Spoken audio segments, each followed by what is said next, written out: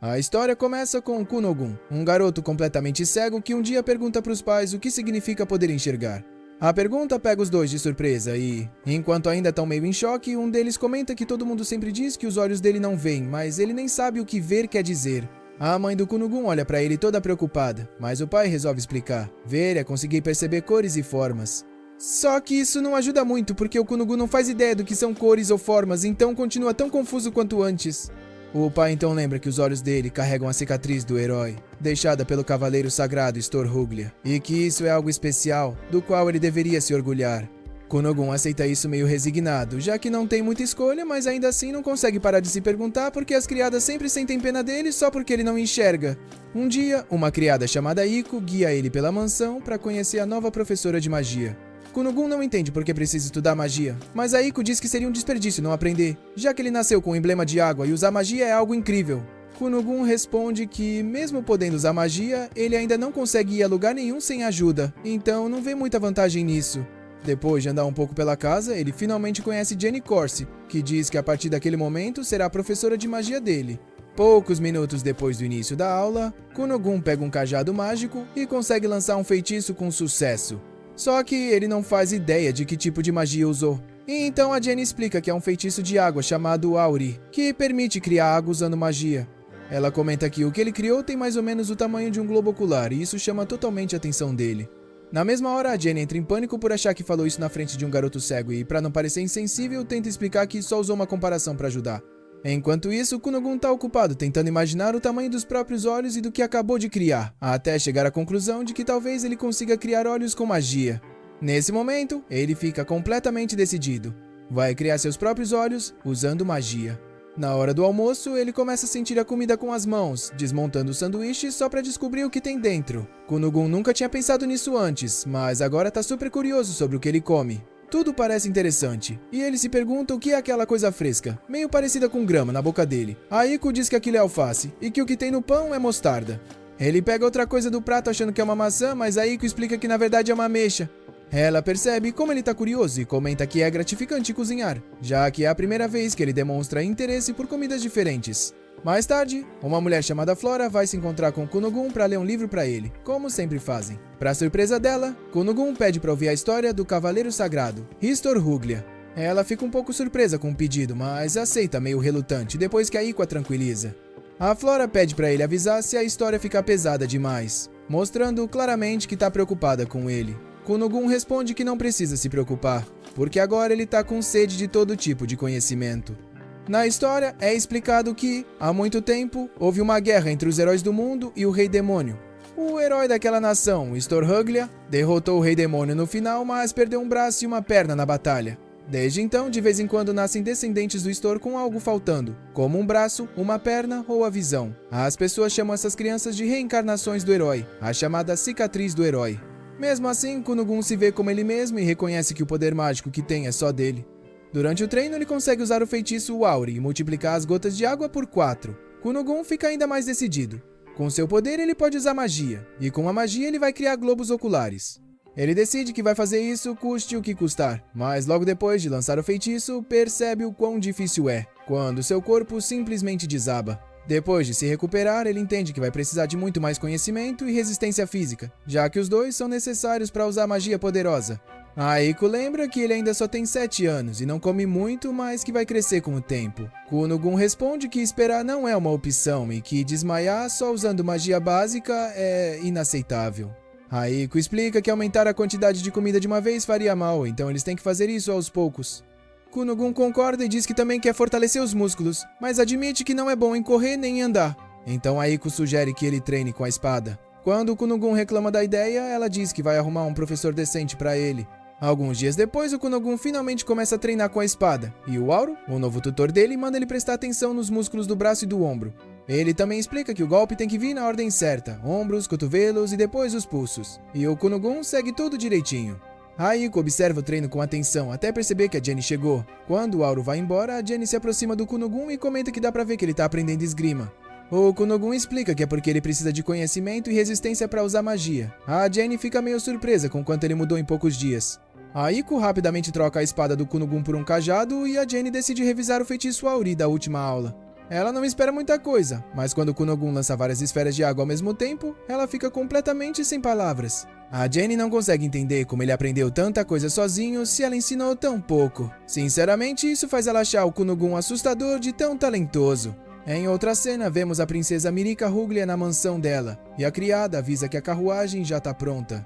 A Mirika só se pergunta se ela realmente precisa ir, então a criada pergunta se ela odeia tanto assim a ideia de visitar o noivo. A Mirika comenta que tem certeza de que o Kunogun sente o mesmo, já que ele sempre parece deprimido. A criada lembra que isso é decisão do rei, então a Mirika não tem escolha. Dentro da carruagem, a Mirika começa a pensar no Kunogun, que nasceu com a cicatriz do herói e é uma figura importante para o reino de Ruglia. Ela sabe que esse casamento político faz parte das obrigações dela como realeza, mas não consegue evitar lembrar da primeira vez que se conheceram. Ela sempre tentava animar ele, perguntando do que ele gostava e do que queria brincar, mas a única resposta dele era nada, porque ele não podia fazer nada nem ir a lugar nenhum sozinho. A expressão dela fica triste ao lembrar disso, e ela não consegue acreditar que vai ter que ver aquele rosto sombrio pelo resto da vida. Para a surpresa dela, quando reencontra o Kunogun, ele a cumprimenta com um sorriso aberto, muito mais animado do que nunca. A Mirika não sabe nem como reagir, e quando pergunta o que aconteceu, o Kunogun diz que se apaixonou pela magia. Ele decide mostrar o feitiço a Ori ali mesmo, criando uma esfera de água e indo além, transformando aquilo num pequeno arco-íris para ela. A Mirika fica completamente encantada com a cena e percebe o quão incrível aquilo é. O Kunogun pede desculpa por ter feito ela andar pisando em ovos perto dele antes, e pergunta se hoje ela vai ouvir as histórias dele, já que ultimamente ele tem feito muitas coisas legais. A Mirika olha pra ele surpresa, porque não sabia que ele conseguia fazer uma expressão daquele jeito. Sem pensar duas vezes, ela pega na mão dele e vai junto, super animada pra ouvir tudo. No fim do dia, ela volta pra casa pensando no quanto foi divertido passar o tempo com o Kunogun e desejando poder vê-lo de novo logo. Enquanto isso, o Kunogun também fica pensando nela depois que ela vai embora, já que ela nunca tinha oferecido a mão pra ele antes. A Eiko diz que isso é porque ele é um verdadeiro cavalheiro, e o Kunogun de repente sente que precisa aprender a se comportar melhor perto da Mirika. Então ele decide pedir ajuda pra Flora, dizendo que quer se tornar um cavalheiro digno da princesa Mirika. A Flora aceita toda feliz, e diz que eles vão revisar postura e boas maneiras de um cavalheiro. Mas a Eiko interrompe e pede pra ela fazer dele um cavalheiro com senso de humor também. Enquanto isso, a gente vê a Jenny toda confusa, sem saber o que fazer depois de ver as habilidades mágicas do Kunogun. Criar 7 esferas de água lindas ao mesmo tempo é algo que nem ela consegue fazer. Ele já dominou completamente a magia elemental, então parece que tá aprendendo rápido demais e nesse ponto não tem mais nada que ela possa ensinar. Mesmo assim, a Jenny pensa em avançar para magia intermediária, mas muda de ideia na hora. A pessoa no quarto ao lado ouve ela falando sozinha, toda desesperada, e pede pra ela ficar quieta, o que só deixa a Jenny ainda mais nervosa. Ela tenta se acalmar, dizendo que isso era pra ser um trabalho tranquilo e bem pago, ensinando magia elemental pra uma criança. E apesar da magia ser conveniente, ela não é exatamente segura. Então ainda é cedo demais pra um garoto de 7 anos como o Kunogun aprender magia avançada. Mesmo assim, do nada, a Jenny pega a caneta e começa a escrever, dizendo que ainda é cedo pra desistir. A pessoa do lado pede de novo pra ela fazer silêncio, claramente irritada com o barulho. A Jenny entra em pânico, pede desculpa outra vez, mas continua escrevendo, dizendo que não vai largar esse trabalho porque tem contas pra pagar. Na próxima vez que ela vê o Kunogun, chega toda animada e diz que eles vão tentar algo diferente. O Kunogun responde que aceita qualquer coisa que ela disser depois de ouvir isso com a voz linda dela. Fica bem claro que ele tá colocando em prática o novo charme depois de aprender a agir como um cavalheiro, e a Jenny percebe que ele mudou de novo. Deixando isso de lado, ela explica que o feitiço Auri que ele usa só cria água, então eles vão dividir a magia em partes. O Kunogun pergunta se isso significa separar a criação da água, fazê-la flutuar e manter o formato esférico. A Jenny elogia a resposta e diz que dá pra ir ainda mais fundo, pensando em temperatura, viscosidade, composição, cor, forma, brilho, aroma e sabor. Ela explica que existe uma grande variedade de água e decide mostrar isso criando 2 esferas. O Kunogun toca nas duas e percebe na hora que uma é fria e a outra quente. A Jenny confirma e diz que essas alterações mágicas dão personalidade à magia, definindo claramente cada feiticeiro e seus talentos. O Kunogun entende que dá pra mexer nos detalhes finos da magia e, na próxima vez que lança o Aori, consegue criar água com sabor. A Eiko prova e diz que tem gosto de maçã, mas o Kunogun corrige ela, dizendo que na verdade é ameixa. A Jenny quase fica pálida ao ver que o Kunogun dominou instantaneamente a alteração mágica que ela passou a noite inteira tentando aprender. Ela tenta manter a calma e comenta que parece que ele consegue fazer tudo, mas o Kunogun diz que na verdade é um pouco difícil. Isso surpreende a Jenny e dá um pouco de esperança, até ele prometer que com o tempo vai dominar tudo. Naquela noite, ele fica acordado na cama segurando 2 maçãs, pensando em como consegue distinguir formas e aromas, mas não cores. Se ele não souber cores, não vai conseguir fazer alterações mágicas completas nem criar olhos. Então ele precisa aprender isso, porque quer enxergar tudo nesse mundo. Na manhã seguinte, Aiko pergunta o que ele quer beber, e ele diz que quer chá com leite sem leite, ou seja, só água quente. Então o Kunogun usa o Aori para criar uma esfera de água quente. Aiko não consegue esconder o quanto ficou impressionada e comenta que a magia é realmente incrível, ainda mais para alguém que não tem magia, já que parece um verdadeiro milagre divino. O Kunogun move a esfera de água, e no instante em que ela se aproxima das maçãs, ele se levanta de repente, todo chocado. Aiko corre e pega água com o Bully, perguntando o que aconteceu, claramente preocupada com a reação dele. Depois de alguns segundos em silêncio, meio sem acreditar, o Kunogun diz que acha que viu alguma coisa. Aiko larga tudo na hora e pergunta se isso é sério, mas ele tenta explicar que não sabe ao certo, que tecnicamente acha que não chegou a ver de verdade. Aiko não pensa 2 vezes e belisca as bochechas dele, dizendo que queria que ele fosse um cavalheiro com senso de humor, mas não que ficasse contando piadas sem graça. O Kunogun tenta fazê-la parar e explica que sentiu como se tivesse visto cores, ou melhor, como se tivesse sentido as cores através da magia. Quando ela finalmente solta ele, o Kunogun pega uma maçã verde e pergunta se ela é vermelha. Aiko se acalma rapidinho e responde que não, que é verde. Aí ele pega uma maçã vermelha e pergunta de novo, e Aiko responde. Então ele confirma que, pra ele, as cores e os nomes ainda não batem, porque ele nunca tinha visto cores antes. O Kunogun fica claramente confuso com isso. Então Aiko explica que existem expressões e formas de falar usando cores. Ela pergunta se ele consegue dizer quantas maçãs tem na mesa, e o Kunogun responde que consegue distinguir 3 maçãs vermelhas e 2 verdes. Aiko já começa a comemorar na hora, dizendo que isso é praticamente um milagre divino. Sem perder tempo, ela vai contar tudo pro pai dele, dizendo que o Kunogun agora consegue ver cores. Explica que ainda é num alcance pequeno, mas ele já consegue reconhecê-las. Quanto mais perto ele tá do objeto, mais claro fica, e quando toca, consegue distinguir a cor. O pai do Kunogun fica claramente surpreso e pergunta se isso quer dizer que ele agora consegue ler livros. Aiko confirma, dizendo que ele consegue seguir a tinta para reconhecer as cores e que, mesmo sem saber letras ainda, ele vive grudado em livros ilustrados e enciclopédias. Depois de processar tudo isso, o pai do Kunogun pede para Aiko voltar para a casa principal. Ela tinha se mudado porque o Kunogun não queria incomodar os outros e o marido dela precisava cuidar dele sem descanso. Mas agora isso poderia mudar. Só que Aiko diz que não acha uma boa ideia, porque o Kunogun tá passando por uma mudança enorme e cada dia já é uma luta. Mudar o ambiente agora pode atrapalhar ele a alcançar seus objetivos. O pai do Kunogun entende rápido e concorda, dizendo que ela tá certa e que ele já está perto o suficiente para ver o filho sempre que quiser. Ele pede desculpa por ter colocado Aiko nessa situação de cuidar do Kunogun sozinha, mas ela garante que não tem problema, já que gosta de trabalhar pelo dinheiro. O pai dele sorri e diz que o jeito alegre dela pode fazer muito bem pro filho, e ainda aproveita para dizer que mais do que um elogio, ela adoraria um aumento. Só que aí ele cai na risada, deixando bem claro que isso não vai rolar. Algum tempo depois, Aiko vê o Kunogun treinando magia de novo. Ele explica que a Jenny vai chegar em breve e que queria surpreender ela. Aiko incentiva ele a dar o melhor de si. Então o Kunogun lança a Aori, criando uma enorme esfera de água vermelha acima deles. Aiko diz que é uma cor linda, como os olhos de um coelho branco. O Kunogun fica tão animado quanto ela, e comenta que quanto maior a esfera de água, mais intensa ele consegue sentir a cor. Ele tenta admirar aquela cor que está percebendo, mas bem nessa hora os pais e o irmão dele chegam. A mãe diz que ouviu a novidade e que sabe que ele agora consegue ver cores. O Kunogun sorri e reconhece a voz dela na hora, sabendo que é sua querida mãe. A emoção faz ele perder a concentração, e a enorme esfera de água cai em cima dele e da Aiko. Depois de um breve silêncio, o Kunogun simplesmente ignora o que acabou de acontecer e continua falando com a mãe, todo encharcado. Só que como aquela água vermelha parece muito com sangue, a cena assusta a mãe dele, que grita apavorada e, antes de entender qualquer coisa, desmaia nos braços do filho. O pai do Kunogun fica furioso na hora, perguntando como ele teve coragem de fazer algo tão horrível. O Kunogun não entende qual é o problema, então Aiko explica toda animada que o vermelho também é a cor do sangue humano.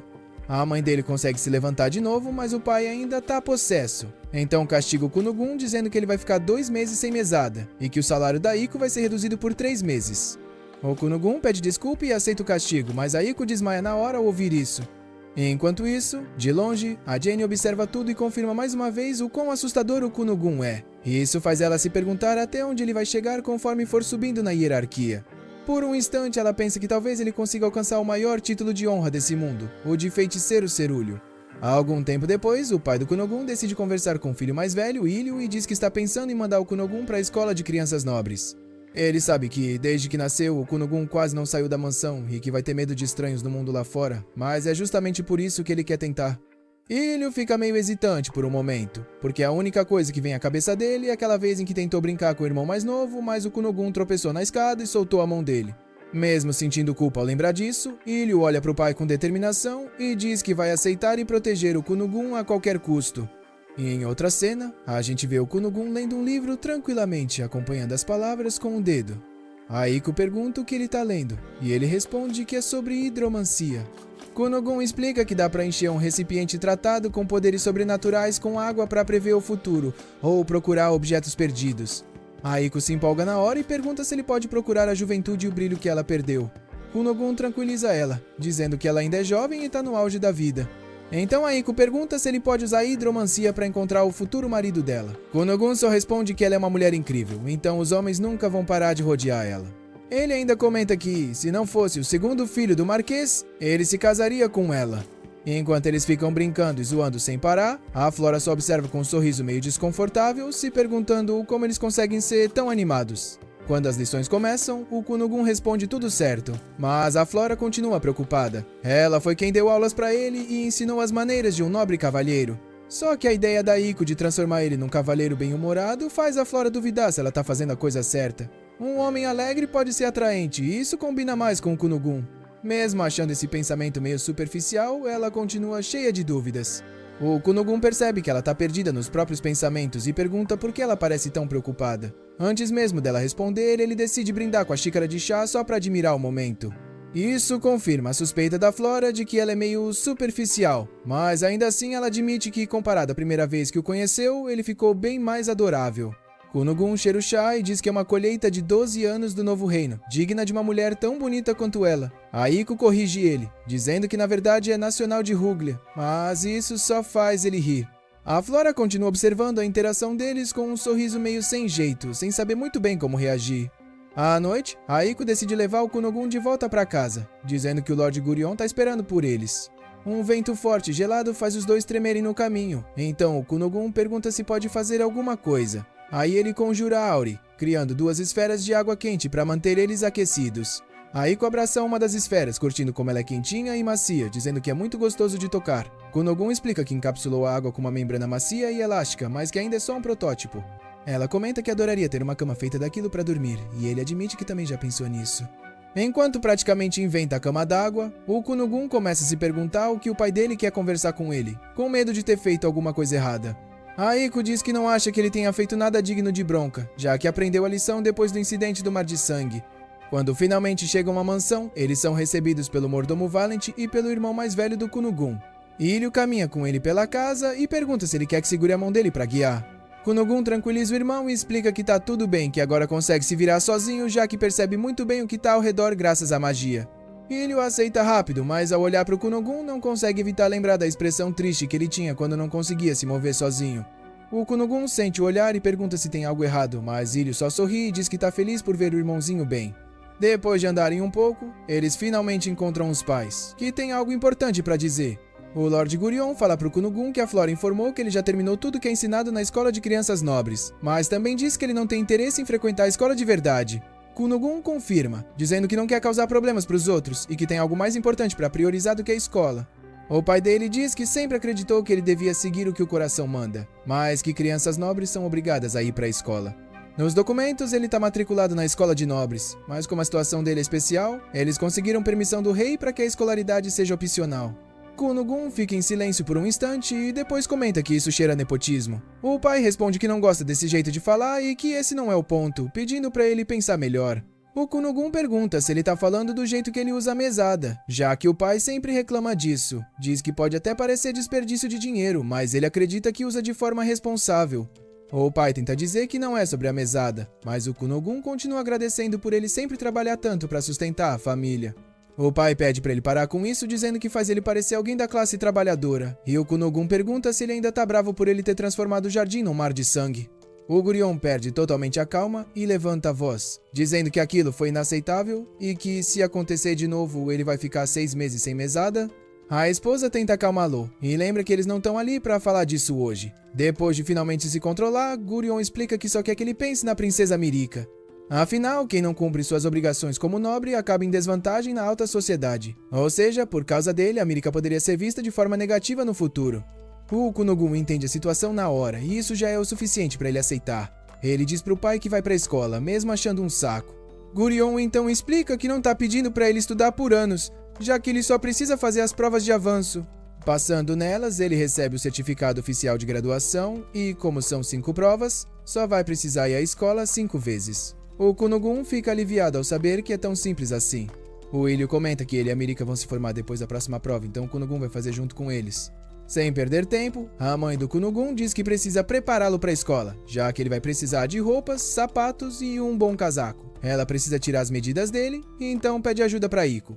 Depois que elas saem para cuidar disso, Gurion avisa Ilho que também tem outros membros da realeza na escola e que eles podem tentar se aproximar do Kunogun e da Mirika. Ilho tranquiliza ele, dizendo que vai ficar com os dois para evitar qualquer problema. Pouco depois, Kunogun conta pra Mirika que vai pra escola. Ela fica claramente muito feliz com a notícia, mas ele explica que só vai pra fazer as provas de avanço. Mesmo assim, ela diz que é maravilhoso, porque assim pode passar tempo com ele na escola. Kunogun admite que não faz ideia do que esperar da escola, mas Mirika o tranquiliza, dizendo que vai acompanhá-lo como veterana. Ele aceita a proposta, mas comenta que está preocupado, porque se ela andar com ele, todos os garotos apaixonados por ela vão ficar com ciúmes. A Mirika, meio nervosa, diz que tem certeza de que vai ficar tudo bem, então Kunogun pergunta se ela não é popular. Isso ofende ela na hora, e Mirika lembra que é uma princesa, então é óbvio que é popular, e que tem tantos garotos que gostam dela, quanto dedos na mão direita, ou seja, 5. Então ele deveria se sentir grato por andar com ela. Pensando nisso, Kunogun começa a considerar arrumar uma bengala nova para autodefesa caso resolvam fazer um Scott Pilgrim com ele. Quando o dia finalmente chega, Kunogun veste uma roupa elegante, usa uma máscara para cobrir os olhos e leva uma bengala nova para se defender. Aiko fica toda empolgada com o visual dele, dizendo que ele parece um príncipe saído de um conto clássico. Kunogun entra na brincadeira com todo o charme, o que faz o Ilho se perguntar se o irmãozinho dele sempre foi tão vaidoso assim.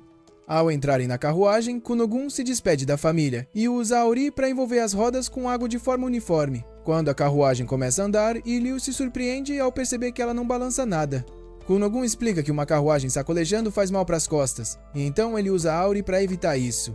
Ilho comenta como a magia é prática, e Kunogun concorda, dizendo que por ser tão versátil, talvez até ele consiga um emprego no futuro. Depois de um tempo, Ilho diz que tem certeza de que Kunogun deve estar nervoso por viajar para longe de casa, mas ele discorda e diz que ficou um pouco mais forte. Ele sabe que o Ilho se preocupou muito com ele, principalmente quando ele caiu e se machucou, e que o Ilho se culpou por isso por muito tempo. Ilho fica surpreso por ele saber disso, mas Kunogun garante que agora está bem. Antes ele só queria desaparecer, mas agora está decidido a sobreviver, não importa o que aconteça. Ilho não consegue evitar um sorriso ao perceber o quanto o irmão mais novo mudou depois de aprender magia. Kunogun diz que tem uma vontade absurda de continuar vivendo. Mesmo que o resto do mundo acabe, ele vai sobreviver. Isso pega Ilho totalmente de surpresa e o deixa bem confuso. Mas Kunogun continua dizendo que vai viver tanto tempo que vai até sentir pena da humanidade inteira.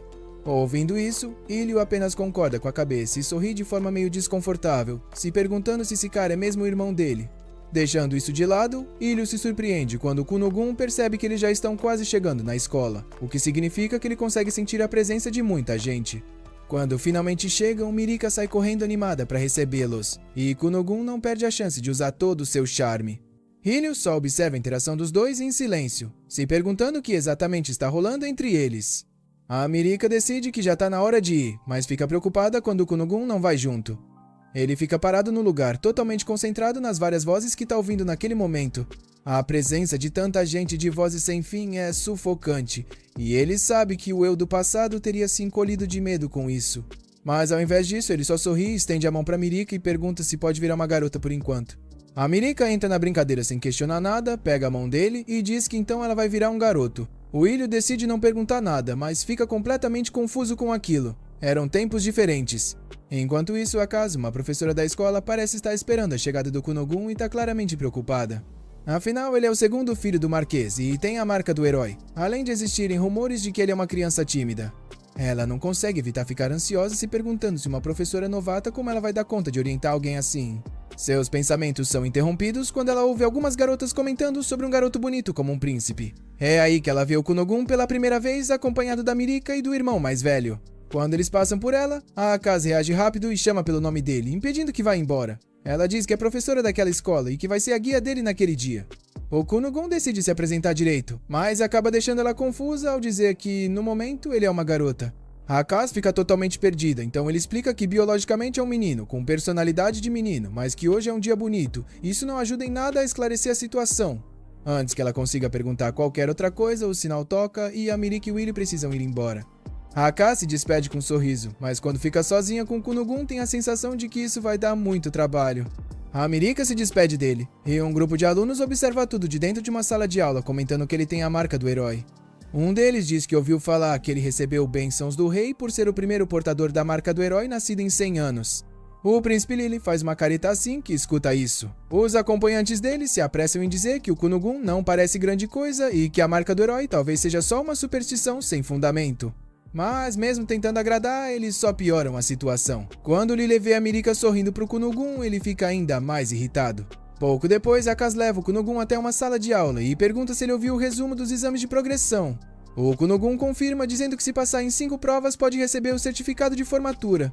A Akaze explica que normalmente depois de cada prova existe um tempo para se preparar para a próxima. Mas, como exceção, os exames dele vão acontecer em um período mais curto, já que ela recebeu ordens do pai dele e do rei para fazer assim. O Kunogun fica sério e diz que o pai dele e o rei são grandes amigos, então isso é nepotismo, e ele quer pedir desculpa por pressionarem a escola desse jeito.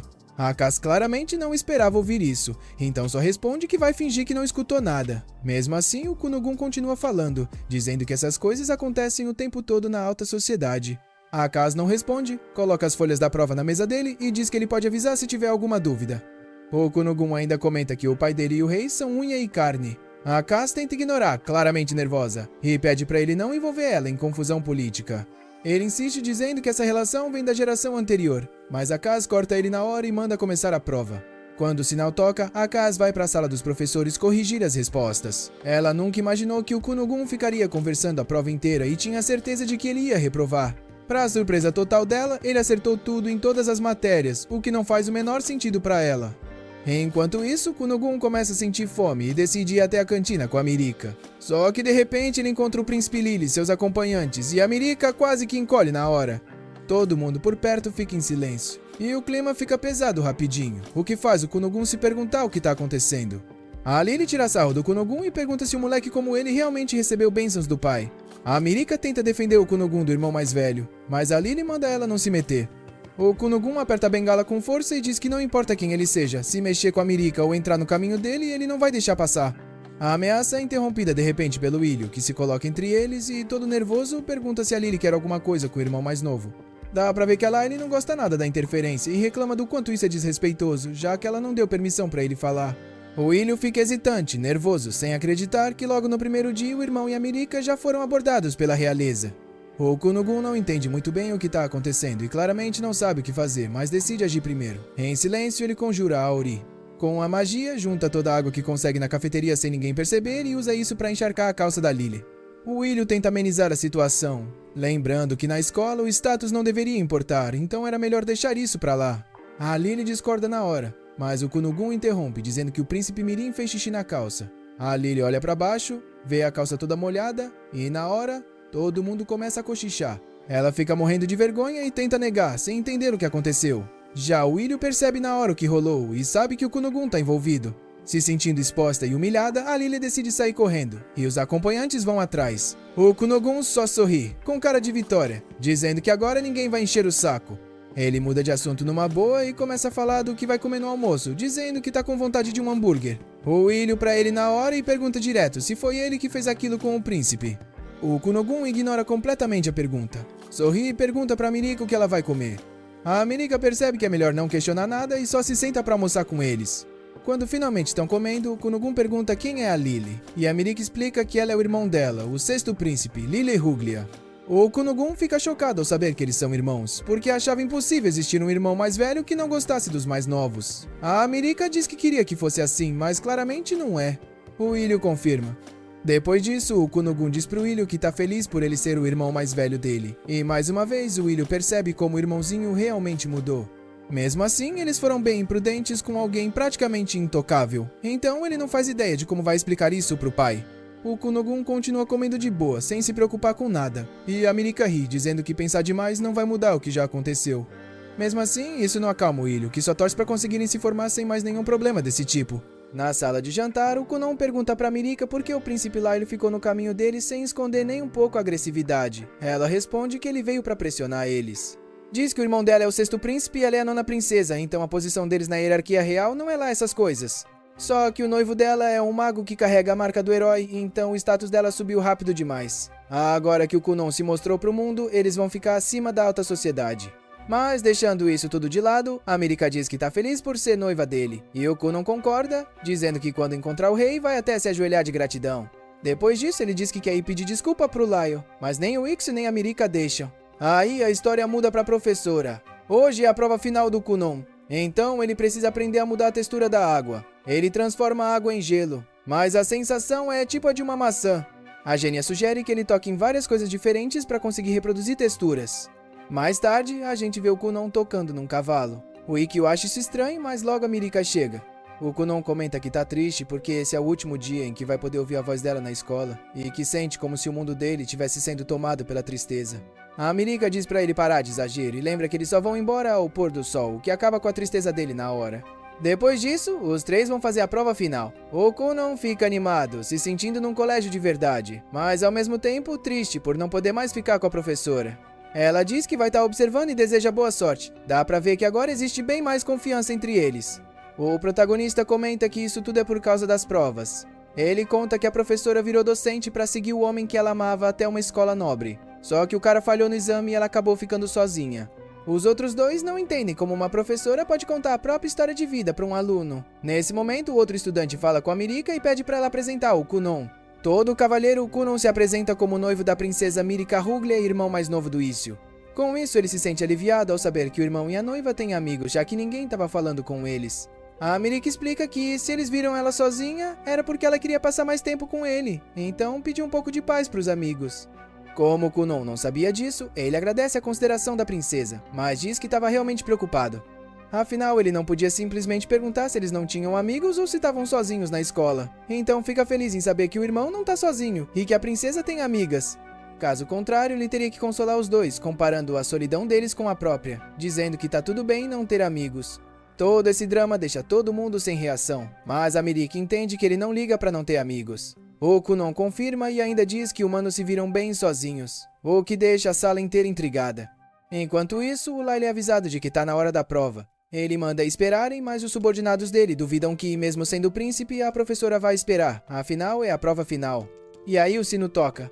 Os alunos se sentam. O protagonista ia ser guiado pela Mirika, mas o Lailo aparece e separa os dois. As pessoas começam a cochichar. O Lailo percebe isso e, lembrando do que as criadas do castelo falavam dele pelas costas, fica furioso, porque ninguém tem coragem de falar isso na cara dele. Só que, do nada, o Kunon segura a mão dele e se apresenta. Todo mundo fica chocado. O Lailo manda ele soltar, mas o Kunon se agarra como uma tartaruga mordendo e diz que ele é o cunhado dele. Então, o certo é que eles se conheçam melhor. Então a gente vê ele se debatendo e deixando bem claro que não deu permissão para ser tocado. O Kunon destaca a voz máscula dele e diz que só pelo toque dá pra imaginar que o rosto dele é bem viril. Ele ainda garante que se pudesse enxergar, teria ficado encarando tanto que faria até um buraco na cara dele. E isso faz o Lailo corar na hora. Todo mundo começa a rir. O loiro, todo sem graça, pede pro Kunon soltar ele. Kunon solta e assim o problema acaba ali mesmo. Durante a prova dá pra ver que o príncipe parecia meio pensativo, mas depois que tudo termina e os exames são avaliados, o professor anuncia que todo mundo passou. Com isso, Kunon volta pra casa. Ele se despede de todos os colegas e até do professor, a quem oferece a mão do irmão. Quem vê isso de longe é o Lailo, que com um sorriso manda os companheiros irem pra outro lugar. Voltando ao treino de magia, a Genya pede pra ele criar um redemoinho. Kunon primeiro cria uma esfera de água e faz ela girar. Depois pedem pra ele parar e dividir a esfera em 10 partes, o que ele consegue fazer com um certo esforço. Ela também pede pra ele tingir a água de vermelho, verde e amarelo, além de mudar a textura, e ele faz tudo sem problema. A Genya parabeniza ele, dizendo que foi incrível. Antes de ir embora, Kunon pede um momento e comenta que fez uma modificação, adicionando forma e temperatura à textura. Então a gente vê ele dar forma de um pássaro para a esfera, que sai voando. A Genya fica tão surpresa que cai no chão dizendo que acabou, que não tem mais jeito. Depois de um tempo, eles aparecem tomando chá. A Genya diz que quer falar com eles sobre algo. Kunon acha que deve ser sobre um jantar para comemorar a formatura dele e comenta que ela também está convidada. Mas ela diz que não é isso. Apesar de a formatura ser um bom momento para contar a verdade, ela pergunta se ele está mentalmente preparado, porque vai contar algo bem chocante. O Kunon fica preocupado com isso e toma um gole de chá. Antes de continuar, ele pede pra Iko sair, e quando ela vai embora, ele fecha o punho, dizendo que isso é repentino demais, imaginando que a Genya é uma deusa do céu noturno e que precisa voltar pro mundo dela. A Genya até gosta da história, mas diz que não é nada disso. A verdade é que ela não tem mais nada pra ensinar pra ele. Ela confessa que já faz um tempo que não tem mais o que ensinar. Tudo sobre magia elemental que não serve pra ataque, ela já ensinou. Agora o Kunon já lida com magia até melhor do que ela. Basta ele aprender uma magia nova para ultrapassar ela de vez. Kunon se levanta, dizendo que isso não é verdade. Ele confessa que sempre gostou dos truques e esquemas que ela usava para ensinar. Mesmo quando ela só tentava ensinar usando magia, a Genya percebe que o Kunon já tinha notado o desespero dela, e isso acaba deixando ela mais tranquila. Kunon diz que a magia dele se expandiu graças aos truques dela, lembrando de quando ela falou sobre Auri e comparou a esfera que ele criou com um globo ocular para ele. Ela deu a ele um propósito de vida, e todos aqueles truques ensinaram pra ele a profundidade da magia. Com isso, a Genya pede pra ele parar de chamar de truques. Ela diz que se esforçou muito tentando pensar em algo pra enganar ele, mas não conseguiu mais inventar nada. Kunon se recusa a acreditar e pergunta se talvez ela esteja indo embora por causa do salário, dizendo que pode pedir pro pai dele pagar mais. Mas a Genya não quer isso. Ela não aguenta continuar recebendo tanto dinheiro sem ter mais nada pra ensinar. Mesmo que antes ela aceitasse, agora não dá mais. Ficando de frente pro Kunon, ela diz que ele precisa ser ensinado por um mago melhor do que ela, porque ela não consegue mais ajudar ele a evoluir. Ela chegou até ali enganando ele, mas não consegue continuar assim. Já o Kunon diz que, mesmo que sejam truques, o fato dela ter conseguido pensar em tantos por tanto tempo já é um talento enorme e pede pra ela continuar enganando ele, nem que seja com elegância. O Kunon não quer mais ninguém como professor, e enquanto ele fala isso, outros animais aquáticos começam a se aproximar, deixando bem claro que a Genya já não pode mais ensiná-lo. A magia do Kunon já ficou muito acima da dela. Por fim, a gente vê a Genya indo embora. Pra ela não tem dúvida nenhuma de que o Kunon é um gênio que pode virar o Mago Azul. Mesmo sendo um prodígio, ele sempre se esforçou pra caramba, se desafiando e ultrapassando seus próprios limites várias vezes. No fim, ela diz que não pode se dar ao luxo de perder para um aluno porque ainda é cedo demais pra isso. Alguns dias se passam e o Kunon descobre que a professora Flaura também pediu demissão e ainda o parabenizou, já que ele concluiu todo o currículo. O Kunon fica chateado por não ter conseguido se despedir dela, mas a Iko diz que ela não quis justamente porque podia acabar chorando. Então o Kunon decide escrever uma carta de agradecimento para ela. A Iko apoia a ideia, mas aproveita para pedir que ele pergunte se na mansão dela tem algum servo entre 18 e 25 anos, que ganhe bem e seja alto e bonito. Quando ouve isso, o Kunon fica triste. Ele pergunta se ela vai abandoná-lo para se casar. Ela pede desculpa, mas confirma que sim. Também diz que agora ele já consegue viver sozinho sem problemas, então ela não é mais necessária.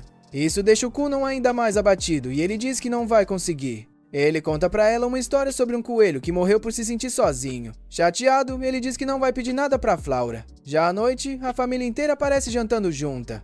O Kunon conta o que a Flaura disse e que ela recomendou que ele procurasse um mago talentoso para ensiná-lo. Nisso, o Ixio comenta que corre um boato na escola sobre um mago excepcional da corte real, um cara chamado Zeon. A mãe pergunta se ele tá falando do Sr. Zeon Lee Findle. O Ixio confirma e diz que parece que ele é um mago bonito e com uma quantidade absurda de mana. Ao ouvir isso, o pai manda todo mundo parar. Ele diz que é impossível convidar um mago da corte real. O Kunon pergunta se ele tem certeza, já que agora ele sabe que tem o favor do rei. O pai pergunta quem tá colocando essas ideias na cabeça dele, se por acaso foi a Iko. Quando citam o nome dela, a Iko espirra toda confusa. Mas enfim, voltando ao assunto, o pai explica que ser mago da corte real é um cargo oficial dentro do castelo e que, tirando sua majestade e quem recebe ordens diretas dele, ninguém pode mandar nesses magos. O Kunon fica impressionado com isso. O pai também comenta que eles quase nunca saem do castelo real e que o contato com eles é super restrito, basicamente só a família real. Sabendo disso, Kunon entende que vai ser realmente difícil. Mas aí ele tem uma ideia maluca: acompanhar o pai até o castelo real, se perder lá dentro e, por obra do destino, acabar encontrando um mago da corte que aceite ele como aprendiz. O pai não aceita o plano, achando isso uma baita idiotice. Então o Kunon apela pra mãe, manipulando ela pra ficar do lado dele, e funciona. Ela pede pro pai ao menos considerar essa opção. Sem muita escolha, ele aceita pedir autorização ao rei. No castelo real, uma mulher albina entrega alguns documentos para esse homem. Ele pergunta se é sobre aquela criança, porque se for, é algo nunca visto um aprendiz pedir para ser ensinado por um mago da corte real, mesmo sendo um nobre próximo de sua majestade. A albina comenta que poder e status não significam nada para um mago da corte, mas que a irmãzinha dela, Mirika, é completamente apaixonada por aquele pequeno mago. O homem começa a ler os documentos e, depois de alguns segundos, se levanta da cadeira, dizendo o nome do protagonista com total surpresa. Alguns dias se passam e uma carruagem leva o Kunon e o pai dele, Arson, até o imperador. No caminho, o Arson conta que o imperador escolheu um feiticeiro real para ser o instrutor do Kunon. O Kunon fica se perguntando se foi o pai que armou isso, mas o Arson explica que não fez nada. Os feiticeiros reais se interessaram pelo Kunon por conta própria. Curioso, o Arson pede uma explicação. Aí o Kunon demonstra criando um gato feito inteiramente de água. A criatura surge super detalhada, perfeita mesmo.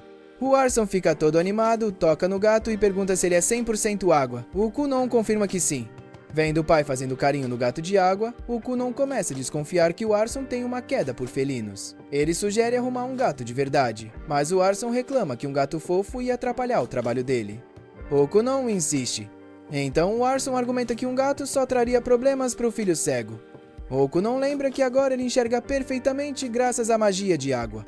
Aí o Arson finalmente solta o verdadeiro motivo. A esposa dele prefere cachorro. O Kunon sugere um meio termo, deixar o gato do lado de fora. O Arson pensa um pouco e decide que talvez dê pra tentar. Eles chegam ao Palácio Imperial, onde a princesa Lucrécia os recebe. O Kunon cumprimenta ela todo de boa, o que faz o Arson lembrar que ele precisa ser mais formal.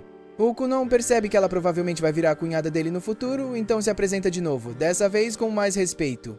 A Lucrécia sorri, achando que o Kunon parece tão incrível quanto a América tinha descrito. Aí ela nota o gato de água nos braços do Arson. O Arson coloca o gato no chão, mas o Kunon desfaz a magia e ele some.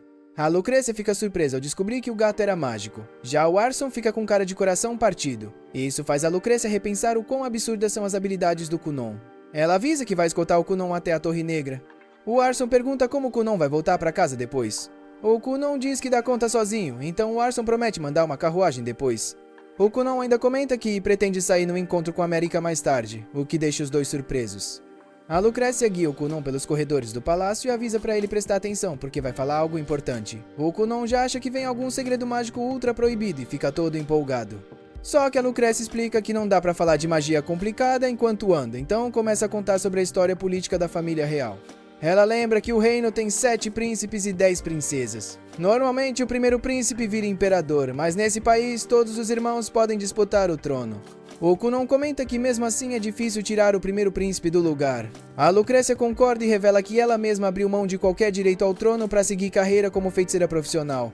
Enquanto andam, eles passam por uma torre estranha. No instante em que o Kunon vê a torre, ele para completamente, tomado por uma sensação absurda de mana vindo de lá de dentro. A Lucrécia continua andando sem perceber. Quando se vira para falar das preocupações da América, leva um susto ao ver o Kunon alcançando ela usando patins de gelo que ele criou na hora. Os patins deslizam lisinhos pelo chão de pedra. Impressionada demais com aquilo, a Lucrécia esquece totalmente o que ia dizer e pede pro Kunon ensinar ela a fazer patins mágicos também. Enquanto prepara a explicação, ela ainda consegue dar um aviso. É melhor ele não se envolver com nenhuma facção da realeza para não entrar em briga de poder. Depois disso, a Lucrécia foca 100% em aprender a técnica. Após um tempo treinando, ela pega o jeito e começa a andar cada vez mais rápido. A coisa sai do controle, e os funcionários do palácio começam a ficar preocupados com a segurança dela. Desesperados, eles chamam um cavaleiro chamado Dario, que consegue interceptar e parar a Lucrécia antes que algo pior aconteça. Depois de segurar os dois, o Dario dá uma baita bronca. Tanto o Kunon quanto a Lucrécia abaixam a cabeça e admitem que erraram. Em outro lugar, o Arson fica sabendo da confusão. Ele pergunta a um guarda o que aconteceu e quase cospe o chá quando descobre que o Kunon estava usando os corredores do palácio como pista de patinação. Mais tarde, o Kunon entra nos aposentos do Lord Londimond e cumprimenta o grande feiticeiro real. O cumprimento sai meio travado, porque ele sente uma pressão absurda vinda do cara. O Londimond fica curioso com o emblema de água do Kunon e vai olhar de perto a marca mágica no ombro dele. Aí ele percebe que o emblema tem 2 estrelas, o que deixa o Kunon bem confuso. O Londimond então explica como funciona o sistema de classificação. Todo mago consegue usar um dos 7 elementos: fogo, água, terra, vento, luz, escuridão e corrupção. O nível do mago vai de 1 a 5 estrelas. Quando entende isso, o Kunon fica meio decepcionado, porque comparado aos feiticeiros reais, ele tá só no segundo nível mais fraco. A Lucrécia comenta que ela é uma maga de vento de 2 estrelas, o que ajuda o Kunon a sacar que o Londimonde deve estar num nível bem mais alto. O feiticeiro real pergunta como o Kunon chegou nessa conclusão, e ele explica que foi pela pressão mágica gigantesca que o Londimonde emana. O Kunon acha que ele deve ser 3 estrelas, mas descobre que na real ele é um mago raríssimo de 4 estrelas. O Londimonde percebe que o Kunon não parece impressionado. O Kunon explica que ainda não entende direito que essas diferenças mudam na prática. Ele pergunta se o rank limita os tipos de técnicas que um feiticeiro pode aprender. O Londimonde esclarece que o rank só define a quantidade total de mana, não a variedade nem a complexidade das magias que a pessoa pode dominar. Depois disso, ele pergunta se o Kunon tá pronto para se dedicar a estudar magia avançada e fica todo empolgado com os treinos que vem por aí. Ele leva o Kunon para um campo de treinamento aberto, onde todos os magos reais estão reunidos. O Londimonde pede para ele mostrar suas habilidades impressionantes. A Lucrécia, quase se segurando de tanta empolgação, diz para todo mundo que o Kunon faz jus à fama que tem. Enquanto o Londimonde sente uma pontinha de inveja, os outros magos reais também ficam super interessados. O Kunon percebe que isso é basicamente uma prova de entrada. O Londimonde chama o colega dele, Victor.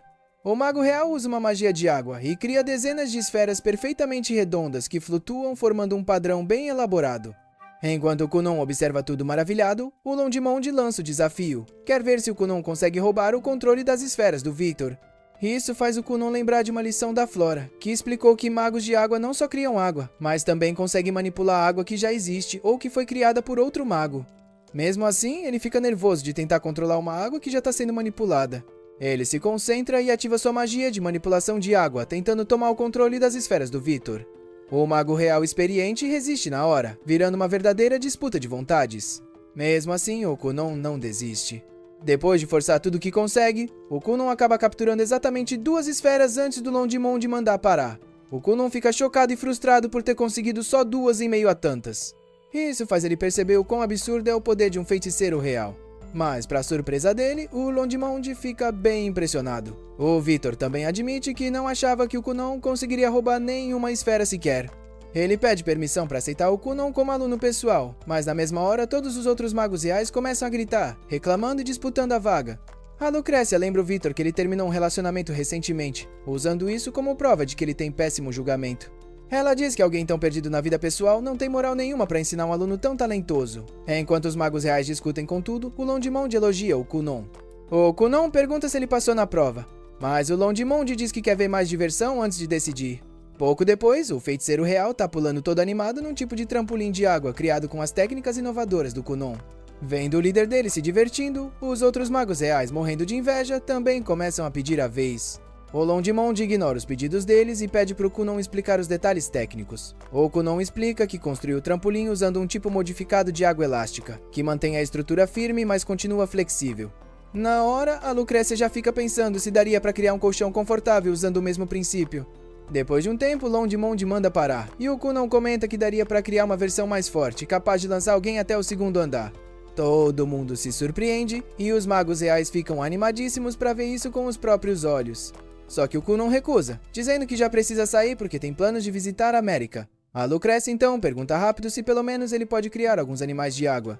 Ela também fica curiosa se ele conseguiria criar humanos artificiais realistas.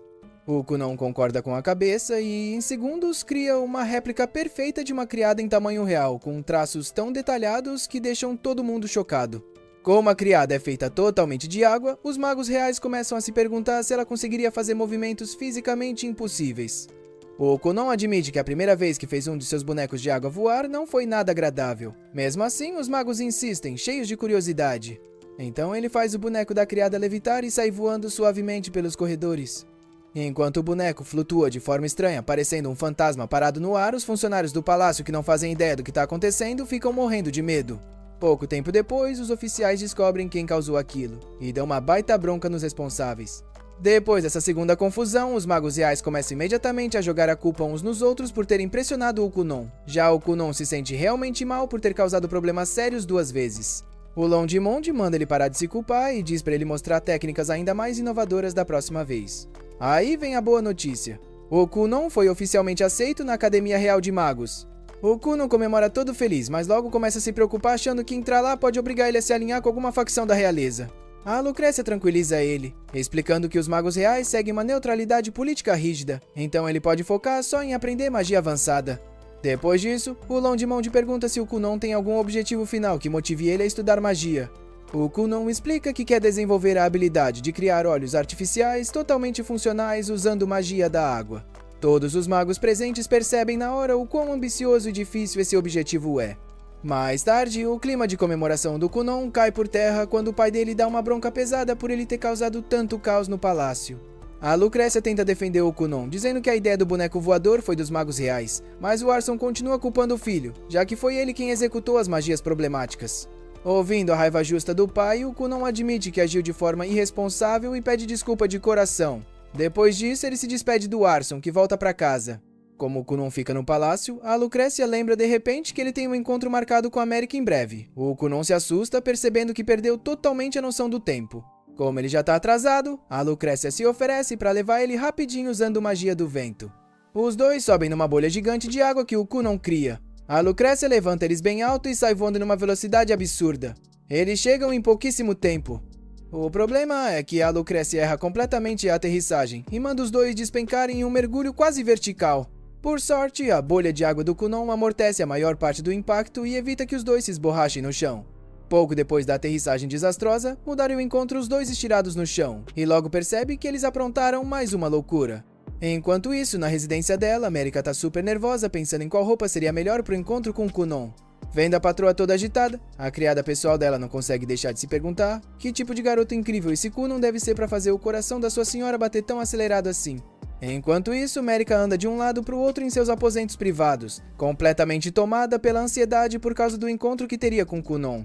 Pouco depois, os servos da casa avisam a sua criada pessoal que Kunon já chegou ao castelo. A criada corre na hora para contar a novidade. Merica sai correndo para encontrá-lo sem dizer uma palavra. Já fora dos muros do castelo, Kunon a cumprimenta com uma reverência educada e comenta que o céu daquela noite estava especialmente bonito para um encontro. Em seguida, ele se oferece para acompanhá-la até a carruagem. Merica, toda tímida, aceita a mão estendida dele.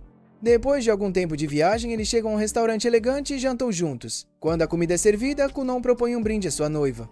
Observando o jeito sempre cavalheiro dele, a criada de Merica finalmente entende por que sua jovem senhora é tão apaixonada por ele. Merica pergunta sobre a experiência de Kunon na Torre Negra, e ele conta que todos os magos reais acharam que ele se encaixava perfeitamente nos padrões deles. Ele passou no exame de admissão com ótimos resultados e agora espera que algum mestre real adequado o aceite como aprendiz em breve. Enquanto continua contando a história, Kunon solta elogios pequenos e inteligentes para Merica. Eles surgem de forma natural, fazendo com que ela nunca se sinta deixada de lado na conversa. A criada de Merica acha o jeito dele conversar um pouco diferente, mas fica sinceramente feliz em ver o quanto sua senhora gosta dele. De repente, Kunon para com as brincadeiras leves e fica sério. Ele pede desculpas à Merica por só poder oferecer um jantar simples, mas declara com muita paixão que quando eles se casarem, ele vai fazer questão de passar todos os dias ao lado dela como prova concreta do seu amor e devoção. A declaração é tão intensa que até a criada, já experiente, fica sem jeito. Merica escuta tudo encantada, já imaginando ansiosa o futuro dos dois juntos.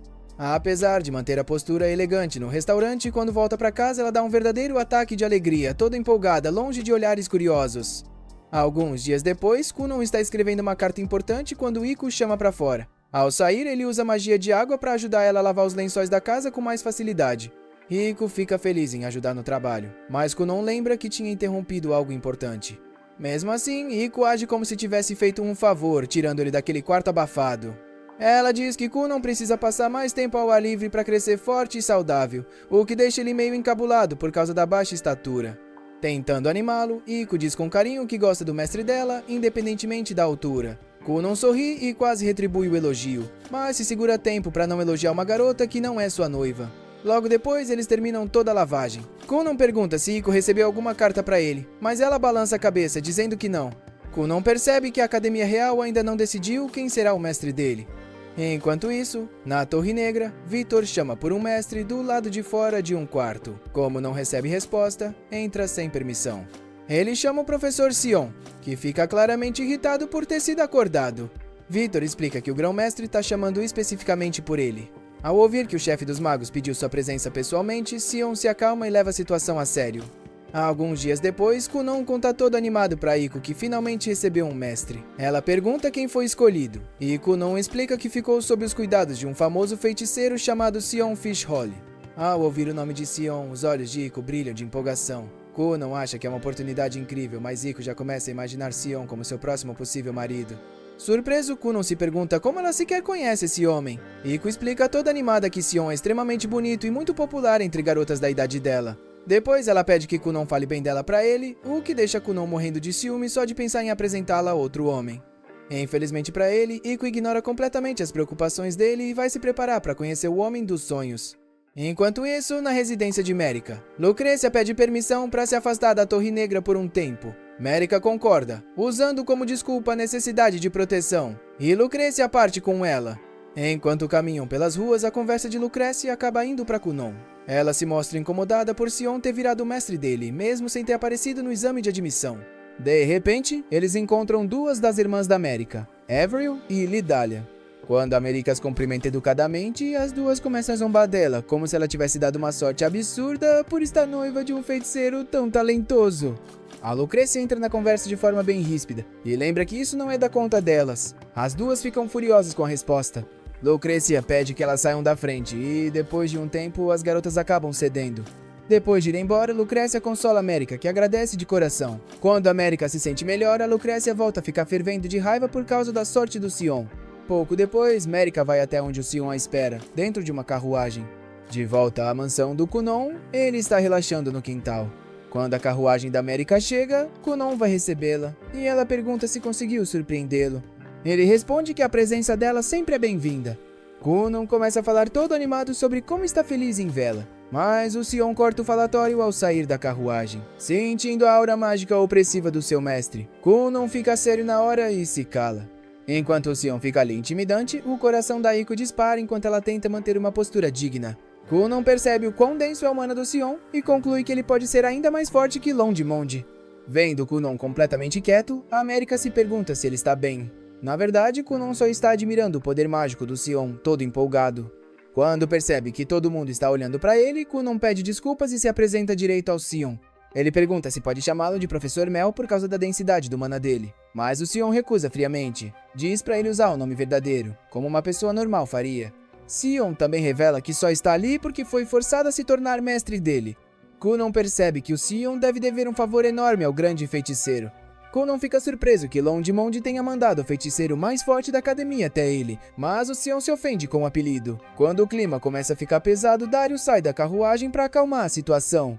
Kunon agradece ao Dario por manter a Merica em segurança. Depois, volta a atenção ao Sion e comenta em voz alta se ele é tão bonito quanto dizem os rumores. Sion acha isso óbvio, mas Kunon explica que só queria confirmar, já que não pode ver.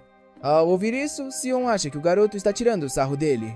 Kunon nega, e então Sion começa a se perguntar o que realmente se passa na cabeça dele. Depois de um tempo, todos se sentam em volta de uma mesa no quintal. Kunon agradece a Merica por ter trazido o Sion, mas ela confessa que só fugiu para poder vê-lo. Kunon volta a flertar com a Merica, mas o Sion interrompe e diz que é falta de educação ser tão ousado na frente do próprio mestre. Em seguida, ele pede para ter uma conversa séria sobre magia, fazendo Dario perceber que o Sion vai arrumar confusão. Primeiro, Sion pergunta se Kunon sabe algo sobre feitiços compostos. Kunon explica que feitiços normais são lançados usando moldes circulares de mana. Para criar um feitiço composto, o mago precisa sobrepor vários círculos mágicos. Sion concorda com a cabeça e pergunta quantas camadas o Kunon já conseguiu criar. Kunon responde meio sem graça que só consegue fazer feitiços compostos de 32 camadas, achando que isso é muito pouco. Só que o Sion se surpreende, pois não esperava que ele fosse tão competente. Então revela que consegue criar feitiços com mais de 50 camadas, deixando Kunon completamente impressionado. Sion pergunta como ele conseguiu superar o primeiro obstáculo das 10 camadas, e Kunon explica que modificou os feitiços por conta própria. Ao ouvir isso, Sion se pergunta como uma criança pode ser talentosa a ponto de mexer em magias tão complexas. Ele se lembra da última conversa que teve com Victor, que estava morrendo de inveja por Kunon estar se tornando aluno do Sion. A Lucrecia também tinha confrontado ele cheia de raiva, mas Sion não ligou, já que só estava seguindo as ordens de Londimonde. Agora, vendo o Kunon pessoalmente, ele finalmente entende por que todos os mestres da Torre Negra estavam tão interessados nesse garoto. Em vez de continuar zombando dele, Sion pede sinceramente que Kunon demonstre suas habilidades. O Kunon pede pro Sion mostrar primeiro o feitiço de 50 camadas, mas o Sion diz que isso ainda tá muito além do alcance dele. Em vez disso, manda o garoto mostrar o melhor que consegue fazer e implorar pela orientação dele. A America acha que não tem a menor chance do noivo dela se rebaixar a esse ponto. Só que, um segundo depois, o Kunon faz exatamente isso e começa a implorar todo empolgado pro Sion guiá-lo. Ele puxa o saco do mestre sem a menor vergonha, enchendo ele de elogios, achando que vale totalmente a pena se isso fizer ele evoluir na magia. No fim, o Sion fica desconfortável com tanta bajulação sem vergonha e manda ele calar a boca. Mesmo assim, acaba cedendo aos elogios e decide mostrar do que é capaz. O Sion cria uma muralha de terra absurdamente resistente com magia e desafia o Kunon a quebrá-la como primeiro teste. O Kunon fica se perguntando como vai destruir uma parede tão dura. Então o Sion manda ele criar primeiro uma cama de água enquanto ele observa. O Kunon cria uma cama macia que prende o Sion imediatamente naquela suavidade confortável. Depois de ficar deitado ali por alguns minutos, o Sion curte tanto conforto que acaba pegando no sono. Enquanto isso, o Kunon encosta na muralha de terra para procurar alguma fraqueza na estrutura. Ele percebe o quão resistente a construção do Sion é. Depois de se concentrar, ele entende que o Sion criou a muralha, sobrepondo mais de 40 círculos mágicos defensivos. O Kunon vai até a America, se senta e começa a tomar um chá com ela. Ele pede para ela esperar com calma o Sion acordar, já que tem certeza de que consegue destruir a muralha num instante assim que isso acontecer. Depois de um tempo, o Sion acorda e percebe que perdeu tempo demais. O Kunon avisa que ele dormiu nada menos que 2 horas inteiras. Então o Sion se levanta para conferir o progresso do Kunon. Vendo que a muralha ainda está intacta, ele acha que o Kunon desistiu. Mas o Kunon pede permissão para destruir a parede agora e o Sion concorda. Logo depois, o Kunon usa o mesmo feitiço de água que ele tinha usado para lavar as roupas da Iko, envolvendo a muralha de terra com bolhas de limpeza. O Kunon explica que, apesar de a muralha ser resistente, ela é feita de um material parecido com terra, que fica frágil depois de absorver água suficiente. O Sion estranha ele ter usado um feitiço de lavagem, então o Kunon explica que é simplesmente mais fácil de limpar depois. O Sion aprova o método do Kunon. Ele comenta que, apesar de o Kunon ser especializado em outros tipos de magia de água, escolheu a técnica perfeita para essa situação. O Kunon acha que finalmente é digno de ser aluno do Sion, mas o Sion avisa para ele não se empolgar demais. No fim das contas, ele aceita formalmente o Kunon como seu aluno. O Kunon fica radiante de alegria e começa a comemorar com a America, mas o Sion lembra ele de prestar atenção. Ele diz que vai ensinar 1 milhão de feitiços novos pro Kunon e fazê-lo ajudar nas pesquisas dele, o que vai permitir que ele suba muito rápido como feiticeiro profissional. Porém, ele aponta que isso vai deixar a America para trás, já que o status do Kunon logo vai superar o dela de forma absurda. Então ele pergunta a America o que ela pretende fazer. A princesa fica pensativa, sabendo que o Sion tem razão, se perguntando se algum dia vai ser digna de ser a esposa do Kunon. Felizmente, o Kunon interfere e pede pro Sion parar de implicar com a noiva dele. Ele diz que o Sion adora provocar garotas porque é todo desajeitado perto delas, acertando bem num ponto sensível. E ainda completa dizendo que o Sion é o tipo de homem que perde a garota que ama porque é tímido demais para admitir o que sente, o que finalmente faz o Sion tirar a atenção da America. Mais tarde naquela noite, a America fica acordada no quarto dela, decidida a agir pelo bem do futuro que quer ter com o Kunon. No dia seguinte, Sion volta para casa do Kunon com aquele sorrisinho convencido. Kunon recebe o mestre todo feliz, cheio de respeito. Sion já avisa que não vai pegar leve nas aulas, mas Kunon garante que o corpo dele está preparado. Só que algumas horas depois, Kunon já virou praticamente uma copiadora humana, fazendo cópia atrás de cópia de técnicas mágicas. Ele pergunta pro Sion se ele parou de amar ele, mas Sion responde na lata que nunca amou. Em seguida, explica que aqueles documentos são segredos de estado, então ninguém mais pode ver. Depois de mandar todo mundo sair, Sion, todo sem graça, pede pro Kunon fazer um colchão de água em forma de bolha para ele dormir. Enquanto Sion dorme tranquilão, o protagonista volta ao trabalho. Enquanto isso, Iko se oferece para preparar chá para America e, em troca, America pede ajuda no treino de espada. America explica que começou a treinar recentemente, então precisa de alguém para praticar junto. Antes de sair para treinar com Dario, ela ainda avisa Iko para manter isso em segredo do Kunon. Durante o treino, Dario consegue fazer a espada da America voar da mão dela. Mesmo assim, ela pega a espada na hora e continua, determinada a melhorar e se tornar uma companheira à altura do Kunon. De volta ao quarto do Kunon, ele encontra um diagrama estranho no meio dos papéis do Sion. Enquanto tenta entender o que aquilo significa, Sion acorda e pergunta se ele já terminou. Kunon responde que ainda nem chegou na metade, e Sion tira sarro dele por ser lento. Kunon não aceita a provocação e diz que a letra do Sion é impossível de ler. Parece que ele mergulhou uma minhoca na tinta e saiu escrevendo. Sion nem liga e não assume a culpa, então Kunon ameaça começar a cobrar pelo serviço. No fim das contas, Sion lembra que copiar textos mágicos também faz parte do treinamento. Ele explica que Se Kunon só lesse feitiços em livros limpos, nunca ia absorver tudo direito como analisando e escrevendo com as próprias mãos. Kunon admite que ele tem razão, reconhece a sabedoria do mestre e agradece. Depois disso, Sion se prepara para ir até a Torre Negra. Kunon aproveita e pergunta sobre o diagrama estranho. Sion pensa um pouco e diz que vai explicar tudo na próxima aula. Como a próxima lição vai ser na Torre Negra, Kunon fica animado porque vai poder ver a América de novo, mas Sion logo corta o clima e manda ele manter o foco. Alguns dias depois, Kunon vai até a torre para a próxima aula. Assim que chega, vários magos da realeza cercam ele, mas Sion aparece todo cheio de moral para impor autoridade. Ele lembra todo mundo que Kunon é aluno dele e leva o garoto para uma sala específica. Os outros magos tentam impedir, mas Sion manda Kunon apagar todo mundo usando os colchões de água. Depois que todo mundo dorme, eles entram para começar a aula de magia. Enquanto caminham, Sion pergunta se Kunon sabe o que são ferramentas mágicas. Kunon responde que são objetos que funcionam usando o poder de um mago. Sion concorda e acrescenta que quem cria essas ferramentas é chamado de engenheiro mágico. Mais à frente, eles entram no quarto do Sion, onde Kunon encontra uma pilha enorme de anotações do mestre. Ele pega algumas e se apaixona na hora pela quantidade absurda de conhecimento mágico ali. Kunon pede permissão para morar no quarto, mas Sion diz que ele já pode usar tudo mesmo. Então Sion pega uma caixa e entrega para o Kunon, explicando que está trabalhando numa ferramenta mágica capaz de preparar uma refeição pronta sem a pessoa sair do quarto. Ele conta que apesar de ser bom em criar formas grandes com magia de terra, os detalhes mais delicados são difíceis de acertar. Kunon pensa que talvez consiga fazer as partes mais suaves com magia de água, e Sion admite que já estava pensando exatamente nisso. Ele diz que logo eles vão trabalhar juntos nos protótipos.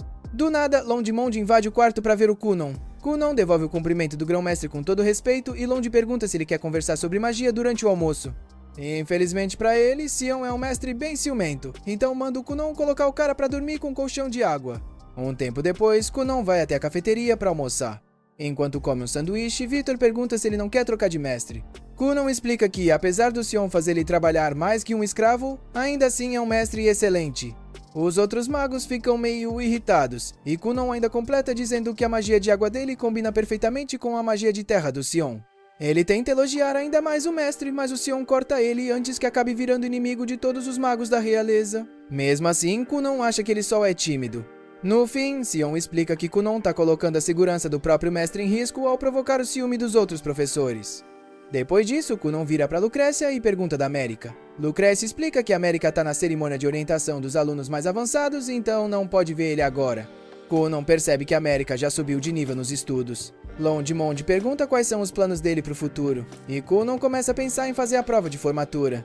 Lond esclarece que estava falando da escola de magia onde todos os nobres feiticeiros estudam. Ele diz que essa escola oferece ótimas oportunidades e que Kunon precisa pensar com calma. Kunon concorda e começa a refletir se continua na academia normal ou se muda para lá. 2 anos depois de muito treino pesado, Kunon encara o Sion no exame de admissão. Ele cria um círculo mágico usando água. Sion responde criando estacas de terra e lança tudo para atacar.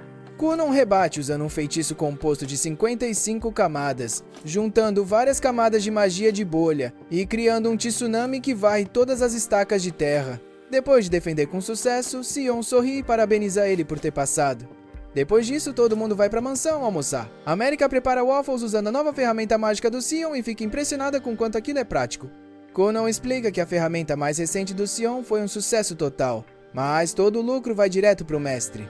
Ele se pergunta por que o Sion ainda se recusa a pagar ele, e o Sion age como se tivesse feito um favor enorme. Aí Aiko se oferece para cuidar das finanças do Kunon como uma criada amorosa, e Kunon comenta que a vida dele está começando a parecer a de um ator quebrado.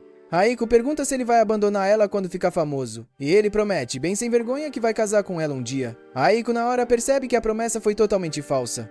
A América cai na risada vendo a intimidade dos dois. Depois do almoço, a América pergunta quantos projetos o Kunon já fez com o Sion. Kunon explica que eles já criaram 7 ferramentas mágicas, escreveram 5 artigos de pesquisa e ainda montaram um manual sobre experimentos mágicos. Aí Kunon revela que eles estão trabalhando em mais uma ferramenta, mas o Sion diz que de agora em diante ele vai cuidar de tudo sozinho. Kunon lembra que ainda falta terminar a caixa de insetos mágicos, mas o Sion continua firme. Ele diz que o Kunon está prestes a fazer 12 anos, então já está na hora de tentar entrar na escola real de magia. Quando ouve isso, Kunon fica em silêncio e depois diz que não quer ir. Sion pergunta o motivo, e Kunon responde que já consegue aprender a melhor magia com o mestre querido dele.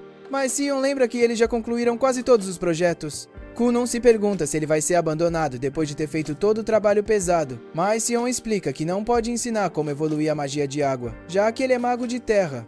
Ele também diz que na escola de magia pode existir um mestre absurdamente talentoso em magia de água, então Kunon não deveria se limitar a ter só um mestre para sempre.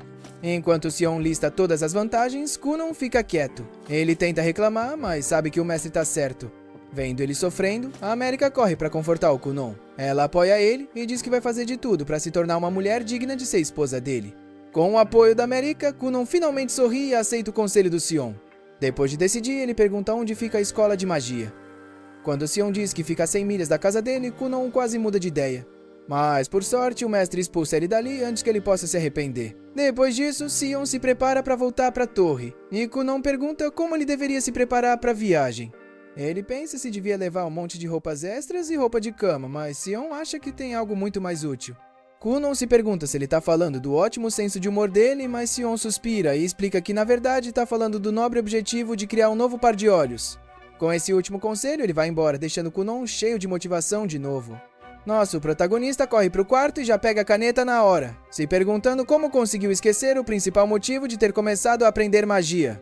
Ele pega uma folha de papel e começa a escrever, lembrando de tudo que aprendeu sem usar os olhos. Em algum momento, ele se acostumou tanto a viver cego que acabou esquecendo o desejo original de criar um par de olhos. Dessa vez, ele sente que está decidido a levar esse objetivo até o fim. Enquanto isso, na carruagem, Marika cai no choro porque não quer deixar Kunon ir. Sion zoa ela por agir toda durona, então ela dá um chute nele. Depois disso, Marika começa a pensar no objetivo de Kunon de criar olhos. Se ele conseguir, ela acredita que ele vai ganhar tanto prestígio que ela vai acabar ficando para trás como uma esposa medíocre. Pensando melhor, ela percebe que não se importaria se Kunon continuasse cego para sempre. Marika confessa essas inseguranças pro Dario, admitindo que é horrível por pensar assim.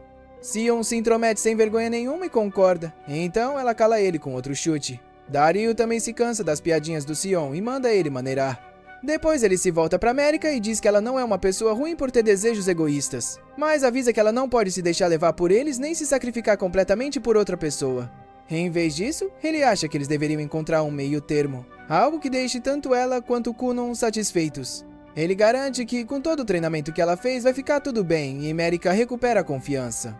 Vendo isso, Sion acha que Dario pega leve demais com América. Já Dario acredita que Sion é duro demais com Kunon. Então Sion lembra de todas as teorias mágicas complexas que ensinou ao Kunon.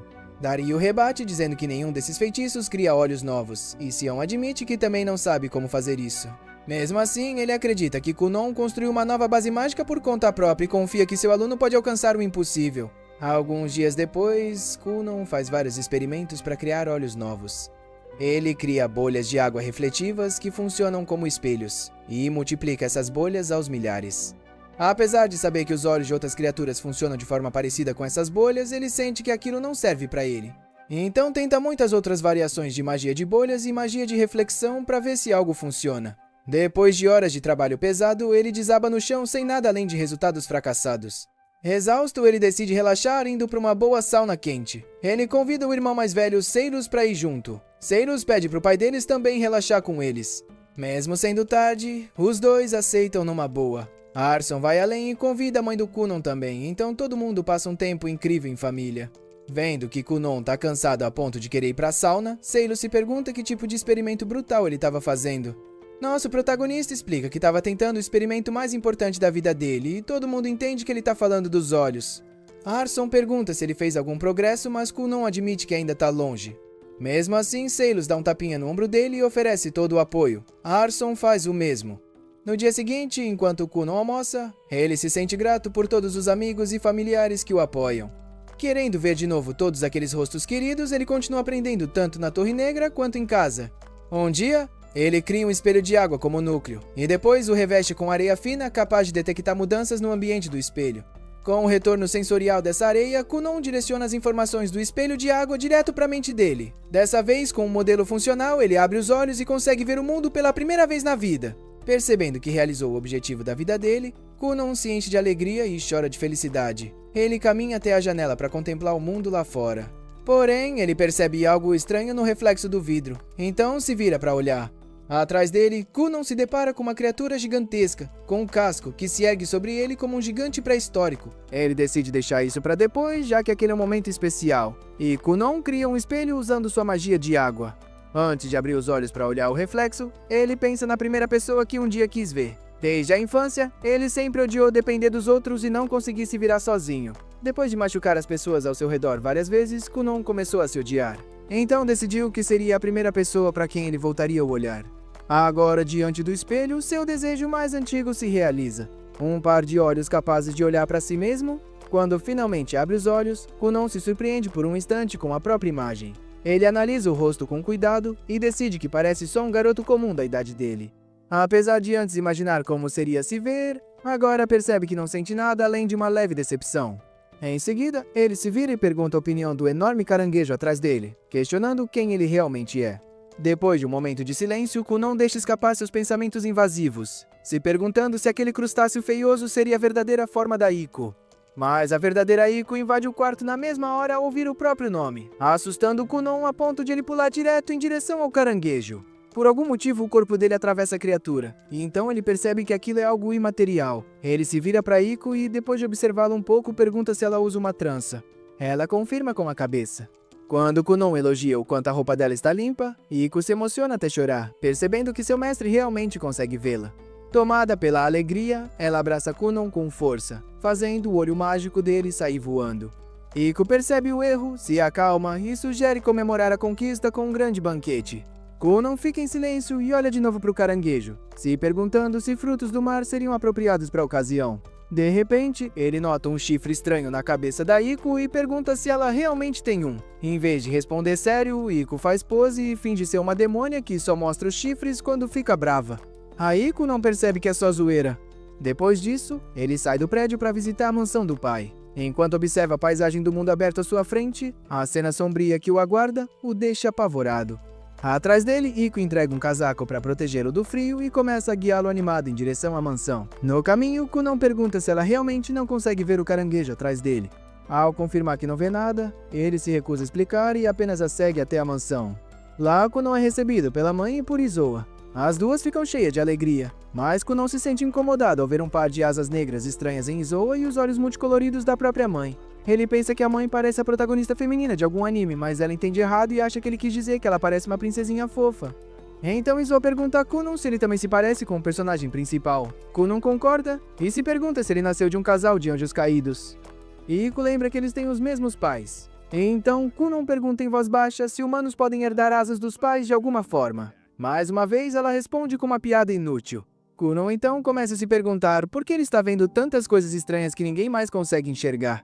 Enquanto pensa em como será a aparência do pai, Arson entra na sala, parecendo uma espécie de fantasma vivo. Sem perceber os problemas do filho, a família de Kunon continua comemorando a conquista e começa a planejar um grande banquete. Os pais e Iko saem para cuidar dos preparativos. Kunon então pergunta baixinho para Izoa se o pai dele parece uma criatura de névoa. Iko manda ele nunca dizer algo assim em voz alta. Por fim, Kunon decide que vai consultar seus professores de magia sobre esse problema. Enquanto isso, na Torre Negra, Seoland está trabalhando em seus feitiços quando Victor pede permissão para entrar no quarto. Assim que entra, ele tira sarro de Seoland por agir como uma autoridade super ocupada. Seoland responde calando ele com um dardo. Aí Victor fica sério e informa que o rei permitiu que ele deixasse a torre. Ele explica que essa permissão foi concedida graças à nova conquista de Kunon, o que faz Seoland sorrir. Então ele sai da Torre Negra com a America para visitar o Kunon na mansão. Chegando lá, a America corre toda animada para cumprimentar o Kunon. Observa o olho mágico dele e pergunta como aquilo se chama.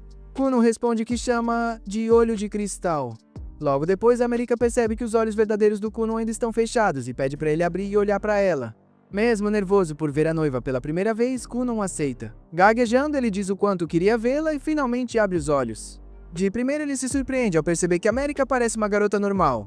Logo em seguida, começa a admirar a beleza dela, até que uma pena absurdamente grande acima da cabeça dela estraga totalmente a cena. Aí Kunon desvia o olhar. A America estranha e se pergunta se ele não achou ela bonita. Kunon se apressa para tranquilizá-la, dizendo que ela está linda. Na pressa para esclarecer o mal-entendido, ele acaba mencionando apenas sem querer, o que só deixa a America confusa. Por sorte, Aiko começa a falar sem parar sobre como asas representam liberdade e o espírito da pessoa, fazendo parecer que Kunon tinha feito um elogio super profundo. A falação da Aiko muda completamente o clima. Logo depois, o Dario entra para parabenizar o Kunon, e ele passa a observar a aparência do capitão. Kunon pede para ver a espada dele, e o Dario mostra. Como esperado, ele não consegue ver a espada gigante mística atrás de si. Assim, Kunon percebe que aquilo também é uma imagem imaterial. Pouco tempo depois, o Seoland aparece brilhando intensamente, quase como uma estrela de verdade iluminando tudo ao redor. O brilho é tão forte que Kunon nem consegue olhar direto para ele. Por isso, pede uma conversa particular com o mestre. Já dentro da casa, Seoland cai na gargalhada ao ouvir a situação do Kunon. Apesar dos protestos, ele não leva o problema a sério no começo e tira sarro das descrições de todas as coisas estranhas que Kunon está vendo. Kunon começa a se preocupar com o próprio futuro. Aí, finalmente, Seoland para de zoar e resolve levar o assunto a sério, mais ou menos. Ele ainda provoca um pouco, dizendo que sempre foi uma estrela brilhante na vida, então é normal parecer uma. Ele desafia Kunon a olhar melhor, mas o aluno recusa, dizendo que não quer ficar cego.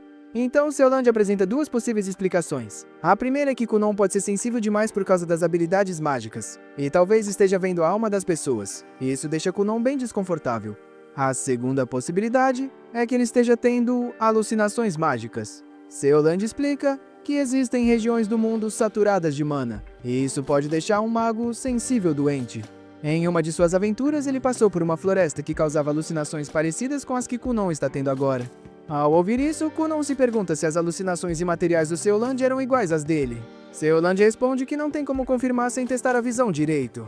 Kunon começa a duvidar se deveria continuar usando o olho mágico, achando que talvez tenha sido um fracasso. Mas Seoland o incentiva a continuar, dizendo que confia nas habilidades dele. Ele também comenta que muitas criaturas não enxergam ou veem o mundo de formas diferentes. Então o jeito do Kunon ver as coisas não é certo nem errado. Pelo contrário, ele deveria se orgulhar dessa visão única, já que ela pode revelar detalhes importantes. Com esse apoio, Kunon decide continuar observando o olho de cristal. Mesmo assim, Seoland o alerta para não sair comentando sobre as alucinações com outras pessoas até descobrir a verdadeira causa.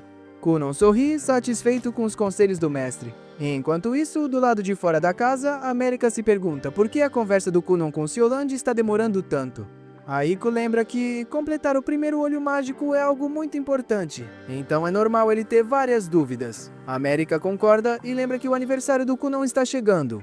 Ela pergunta a Aiko que tipo de presente ele gostaria. Aiko responde que ele vai amar qualquer coisa, desde que venha dela. Ao ouvir isso, a América fica toda corada. Depois de alguns minutos, o Kunon sai da casa após terminar a conversa com o Seoland. Assim que a América corre para cumprimentar ele, o Seoland começa a rir, imaginando uma pena gigante saindo da cabeça dela. A América fica toda confusa. Kunon ignora totalmente o comportamento estranho do mestre e pergunta sobre o que ela estava conversando com Aiko, mas Aiko logo diz que foi uma conversa privada. A América concorda e se recusa a contar qualquer coisa para o Kunon. Alguns dias depois, Kunon pede ajuda da Aiko para limpar o quarto dele. Ela ajuda a organizar todos os livros de magia que ele estava lendo e pergunta o que ele pretende fazer com eles. Kunon explica que já terminou todos, então vai devolver tudo para a biblioteca. Quando acabam de arrumar, Aiko percebe que o quarto do Kunon ficou bem maior. Pouco depois, todo mundo vai para a sala de jantar da família para comemorar o aniversário do Kunon. Enquanto todos desejam um feliz aniversário, ele agradece pelos votos. O Arson dá para ele um cajado novo, e o Kunon agradece mais uma vez. Em seguida, a mãe dele entrega uma caneta novinha para os estudos de magia. Depois disso, o Izuo apresenta o presente dele. Kunon estranha ao ver que é um livro de comida. Aí o Izuo explica que quer que ele conheça todos os restaurantes no caminho até a escola de magia. Mas assim que a escola de magia é mencionada, todo mundo lembra que o Kunon vai embora para bem longe, e o clima alegre dá uma pesada. A mãe do Kunon começa a chorar, e o Izuo, junto com o Arson, corre para confortá-la. Então o Arson lembra todo mundo de focar no momento feliz. Com isso, eles se sentam e aproveitam um grande banquete. Depois do jantar, a América fica na varanda com o Kunon e pergunta se ele está pronto para a viagem. Ele responde que sim, dizendo que já está quase tudo preparado. A América explica que no dia em que ele for embora, ela vai ter aula, então não vai poder se despedir. Kunon diz que isso não incomoda ele, e a América concorda entregando o presente de aniversário dele. Kunon pede permissão antes de abrir. Quando abre, coloca a pulseira no braço e agradece. A América sorri e mostra que comprou uma pulseira igual para ela. Aproveitando o momento, ela elogia o cuidado dele e pede para ele lembrar dela sempre que se sentir sozinho na escola de magia. Kunon promete escrever cartas enquanto estiver fora, e a América promete responder. Ele também diz que vai voltar para ela um dia. A América responde que vai esperar com paciência. Por fim, Kunon deseja tudo de bom para ela, e os dois se despedem. Alguns dias depois, chega finalmente a hora do Kunon partir para a escola de magia. Com a carruagem esperando do lado de fora da mansão, todos se alinham para se despedir do jovem mestre. A mãe do Kunon se enche de lágrimas, e o Arson pede para ela ser forte pelo filho. Ela concorda, querendo passar força para ele naquele momento nervoso. Mas quando o Kunon finalmente sai da casa, ele caminha tranquilo, direto para a carruagem, como se nada tivesse acontecendo. E isso faz a família se perguntar se ele realmente ama eles. Aiko ignora todo mundo e entra na carruagem do mesmo jeito. E todos percebem que o Kunon aprendeu esse jeito despreocupado com a criada esquisita dele. Depois de desejarem boa sorte, a carruagem parte e todos voltam às suas rotinas normais. Em outro lugar da cidade, um jovem corre para alcançar a própria carruagem, indo rumo a um destino desconhecido. Enquanto isso, em uma igreja desconhecida, uma freira pede para uma jovem chamada Realice se preparar para partir rumo à escola de magia. Na viagem, Aiko comenta que eles saíram há 5 dias e pergunta para o Kunon quanto tempo falta para chegar em Rinshu. Ele responde que ainda estão no reino de Juglia e que nesse ritmo vão chegar só daqui a um mês, mas pelo menos já estão quase na mansão do avô dele. Perguntam para Aiko se ela vai mesmo deixar o Kunon ali. Ela diz que sim, que é ali que eles vão se despedir. Conta que quer se casar, que já não é tão nova assim. Então precisa fazer isso agora, senão pode acabar ficando sozinha para sempre. Kunon pergunta se ela acha mesmo que ele consegue viver sem ela. Aiko, zoando, pergunta se ele largaria a América para casar com ela. Kunon fica sem saber o que responder e diz que já dá para ver a mansão. Quando chegam, Kunon usa o olho mágico dele. Ele lembra que há 4 anos não veio para a casa principal e que ouviu falar que tinha uma biblioteca enorme lá. Achou que os livros eram sobre magia, então trouxe a família inteira. Ele comenta que tinha até esquecido, mas naquele dia ameaçou não parar de dançar até levarem ele lá. É aí que o avô abre a porta. Os dois se abraçam depois de 4 anos. O avô diz que sentiu saudade, mas o Kunon enxerga uns chifres na cabeça dele, tipo de rei demônio. O avô fala que vai comprar tudo o que ele quiser para comemorar a entrada na academia.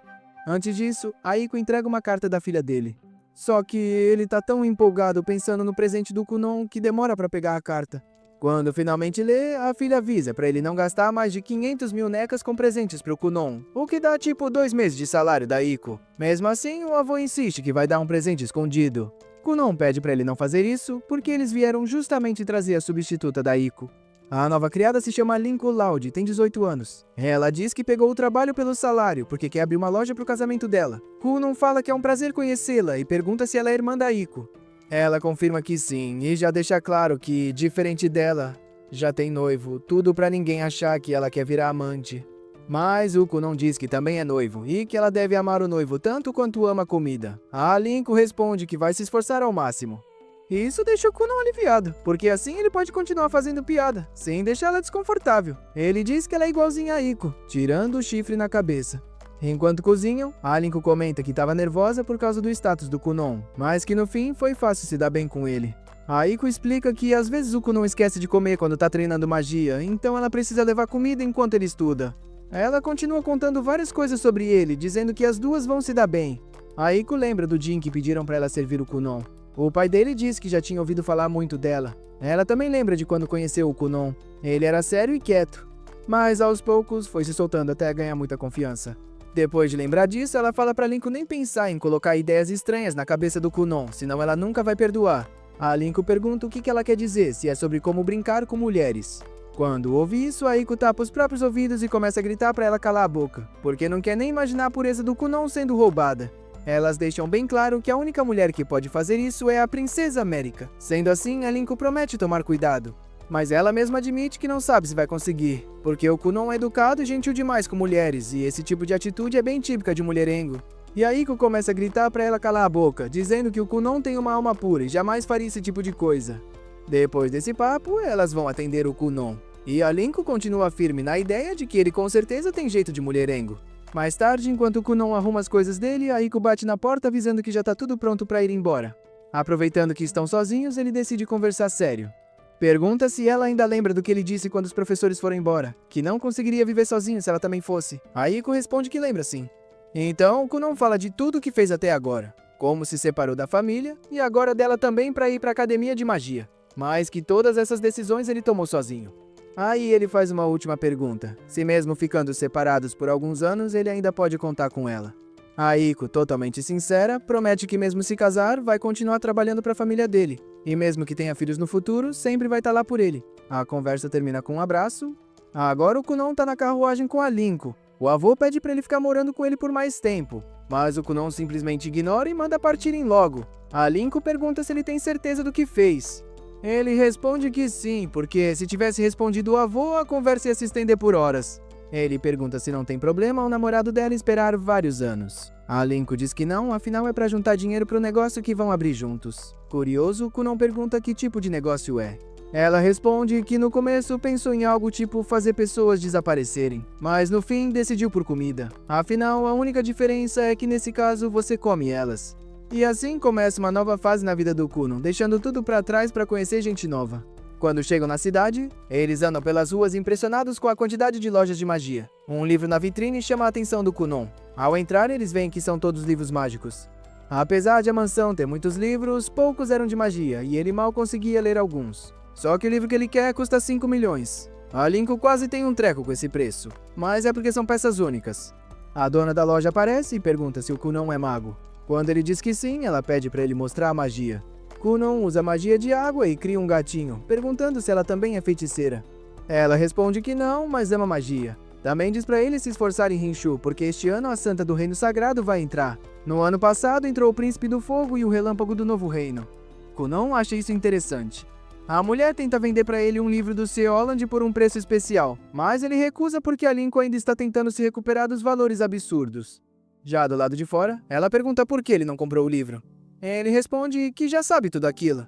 Inclusive, poderia ter sido ele mesmo quem escreveu para o C. Holland. Depois disso, vão para outra loja. O vendedor percebe que o Kunon não para de ficar passando a mão nas roupas, e a Linko faz o mesmo. Kunon decide o que vai comprar e explica que só estava memorizando a textura. Pergunta de que animal é aquele tecido. O vendedor responde que é de uma raposa negra, um animal bem raro.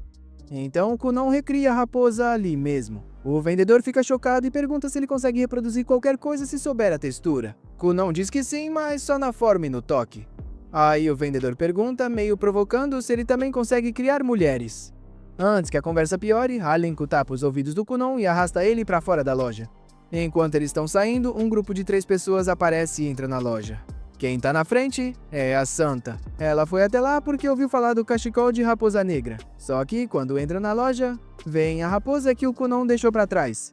A Santa percebe na hora que aquilo é magia. Quando ela toca, a raposa simplesmente se desfaz. Por causa disso, ela faz o vendedor praticamente mijar nas calças e manda ele não se mexer. Os outros também encostam e dizem que, pelo jeito que se desfez, tinha pouca mana. Ou seja, é um feitiço que nem a Santa conhece. Depois de um bom tempo de viagem, Linko e Kunon finalmente chegam em Rinshu, a cidade onde fica a Academia de Magia. Para não perder tempo, Kunon decide ir direto reservar um quarto no dormitório estudantil para morar com a Linko. Só que, quando fala com a recepcionista, ela informa que não tem mais vagas porque o prazo de inscrição já fechou faz tempo. Kunon fica surpreso porque não lembra do professor ter falado nada sobre isso. Corta para o professor Londimond no escritório dele, trabalhando de boa, até que alguém invade pela janela e diz todo sério que eles precisam conversar sobre algo importante envolvendo o aluno dele. Voltando para o Kunon e para Linko, os dois saem da academia bem para baixo. Eles pensam em ficar num hotel ou até alugar uma casa para morar sozinhos. A Linko já entende isso como um pedido de casamento. Mas aí a recepcionista aparece e entrega para eles uma lista de imobiliárias. Os dois ficam super animados. No dia seguinte, vemos os dois na frente da casa que alugaram. Em outra cena, 2 professores entram numa sala escura e entregam a lista dos novos alunos para uma pessoa misteriosa, cuja aparência não é revelada. Essa pessoa analisa os nomes e destaca um em especial, Kunon, o discípulo de seu Holland. De volta aos dois, eles retornam à academia para se registrar para o exame de admissão. A recepcionista informa que criadas não podem entrar. Sendo assim, a Linko até tenta subornar a recepcionista, mas ela recusa. No fim, não tem jeito, Kunon entra sozinho. Enquanto anda pelo corredor, Kunon agradece pela ajuda. A recepcionista então se apresenta como Louvel. Ao ouvir o nome dela, como já é costume, Kunon começa a encher ela de elogios. Nessa hora, ela percebe que não é só a criada que é meio estranha.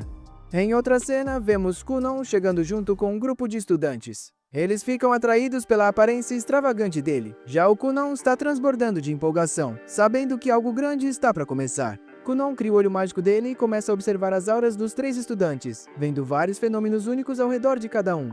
Mesmo os 2 garotos cumprimentando ele de forma amigável, Kunon praticamente ignora os dois. Em vez disso, ele vai direto até a Santa Realice e começa a analisar ela por causa do atributo luz. Quando ele chega perto demais do rosto dela, Realice se sente ofendida com a confiança absurda com que ele está agindo. Kunon percebe que o comportamento dele tá meio invasivo demais e começa a fazer algumas perguntas sobre o atributo luz. Só que mesmo assim ele continua insistente, praticamente enchendo o saco dela para mostrar todas as habilidades únicas que possui. Realice, por outro lado, começa a se perguntar o que ele pretende fazer depois de aprender sobre magia de luz, já que ela não acredita que Kunon realmente consiga usar. Ela afirma, toda confiante, que magia de luz é superior a todos os outros tipos de magia. Lá atrás, os outros dois garotos lembram a Santa que todas as magias foram criadas iguais. Achando que pode ter magoado eles, Realice diz para não levarem as palavras dela a sério, porque ela não sente emoções como pessoas normais. Os garotos ficam sem entender. Como assim não tem emoções? Então Realice explica que ela é uma cicatriz do herói. Ao ouvir isso, Kunon fica ainda mais interessado nas habilidades dela. Enquanto Realice continua ignorando ele, os examinadores Seoland e Saf finalmente aparecem no andar. Na mesma hora, Kunon sente a aura poderosa de Seoland e muda totalmente o foco para ele. Seoland se apresenta como o examinador principal e apresenta Saf como sua assistente. Depois parabeniza todos os alunos por terem sido admitidos na academia. Isso pega os garotos de surpresa, já que eles achavam que precisavam passar na prova primeiro para serem aceitos. Então, Seoland explica que a escola Darsh aceita qualquer feiticeiro competente sem precisar de exame. Os garotos dizem que nunca ouviram falar dessa regra. E Seoland revela que essa informação é mantida em segredo. Kunon fica meio decepcionado, já que estudou bastante para a prova. Mas Seoland diz que ele ainda vai poder fazer.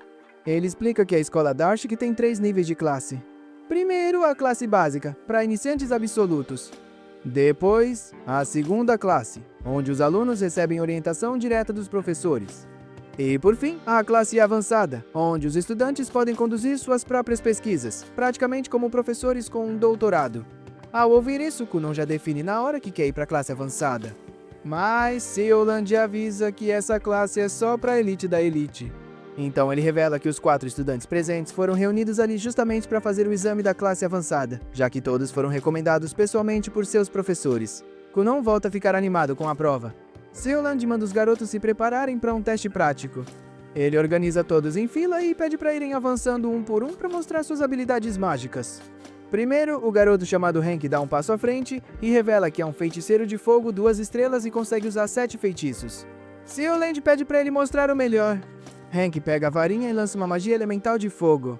As chamas saem da varinha e começam a girar em círculos, formando uma espiral perfeita no chão. Seoland elogia o controle impressionante dele. Depois, o garoto chamado Ria avança e anuncia que é um feiticeiro de vento 2 estrelas, capaz de usar 8 feitiços diferentes. Ele pede para todo mundo se afastar para não se machucar. Quando os outros saem do caminho, Ria lança a magia de vento, acumulando uma grande quantidade de mana antes de condensar tudo em uma única esfera de vento. Então ele arremessa a esfera no chão. O impacto cria uma cratera enorme. Em seguida, Realice dá um passo à frente. Ela se apresenta como uma feiticeira de luz 3 estrelas, capaz de usar 5 feitiços diferentes. Realice explica que, apesar de ser especializada em cura, não pode mostrar o melhor feitiço porque ninguém ali está ferido. Então decide demonstrar um feitiço ofensivo, um raio de luz que cobre o chão inteiro em um instante. Kunon fica chocado. Ele se impressiona demais com as habilidades dela, porque na visão dele não existe nenhuma forma de desviar daquele feitiço depois que ele é lançado. Finalmente chega a vez do Kunon mostrar do que é capaz. Ele dá um passo à frente e se apresenta como um mago de água 2 estrelas que só sabe usar 2 feitiços. Ao ouvir isso, Seoland fica surpreso, porque tinham dito para ele que Kunon era o aluno mais talentoso do grupo. Então ele mostra 2 cartas de recomendação, uma do mestre Longimond e outra do professor do Kunon, Sion. Quando o nome Sion é mencionado, Hank e Ria ficam chocados. Seoland explica que Sion é praticamente uma celebridade no mundo dos feiticeiros. E ainda revela que Sion mandou uma carta de desafio exigindo que o exame do Kunon fosse absurdamente difícil. Kunon aceita o desafio numa boa, mas Saf fica irritada com o fato de ele estar tão tranquilo com esse tratamento especial. Seoland então anuncia o começo do teste de Kunon. Kunon olha para trás e fala para Realice observar bem. Seoland manda ele se concentrar, e então lança uma barreira de vento ao redor do próprio corpo. Um vento forte envolve ele completamente. Seoland desafia Kunon a quebrar o feitiço. Ria comenta que aquela barreira é uma magia intermediária que cria uma defesa totalmente hermética. Como o elemento do Kunon é água, qualquer gota seria dispersada pelo vento poderoso. Seoland duvida que ele consiga passar usando só 2 feitiços de água. Mas de repente, Kunon pergunta por que estão pegando leve com ele. Ele acha que a prova deveria ser mais difícil. Safi manda ele primeiro passar do teste básico antes de falar demais. A provocação dela faz Kunon decidir dar tudo de si. Ele começa lançando o feitiço bolha de água. Dezenas de bolhas surgem no ar. Sioland provoca, dizendo que ele não vai furar a barreira com um banho de espuma. Kunon não se abala. Mantém o foco e manda todas as bolhas se multiplicarem. Em instantes, elas começam a se multiplicar exponencialmente, criando uma névoa espessa de bolhas por todo lado. Quando a névoa envolve completamente Sioland, Kunon muda a cor de tudo para vermelho. Sioland percebe que foi cercado, mas ainda acredita que está seguro dentro da barreira de vento. Só que Kunon não faz mais nada. Em vez disso, ele cria uma cadeira de água, senta nela e age como se o teste já tivesse acabado. Ele comenta que consegue manter aquela névoa por mais de 2 dias. Já Sioland não conseguiria manter uma barreira de vento tão poderosa por tanto tempo sem ficar sem mana. Sentado confortavelmente, Kunon lembra que não foi estabelecido nenhum limite de tempo. Então ele pode esperar os 2 dias, se for preciso. Sioland começa a rir. Ele entende que Kunon venceu de forma inteligente, escolhendo uma magia menos desgastante. Sabendo que mais cedo ou mais tarde a névoa vermelha acabaria com ele, Sioland levanta as mãos em rendição. Kunon pula da cadeira todo feliz por ter passado. Ele desfaz a névoa vermelha. Vendo como foi derrotado com tanta facilidade, Sioland admite internamente que o aluno de Sion é assustador.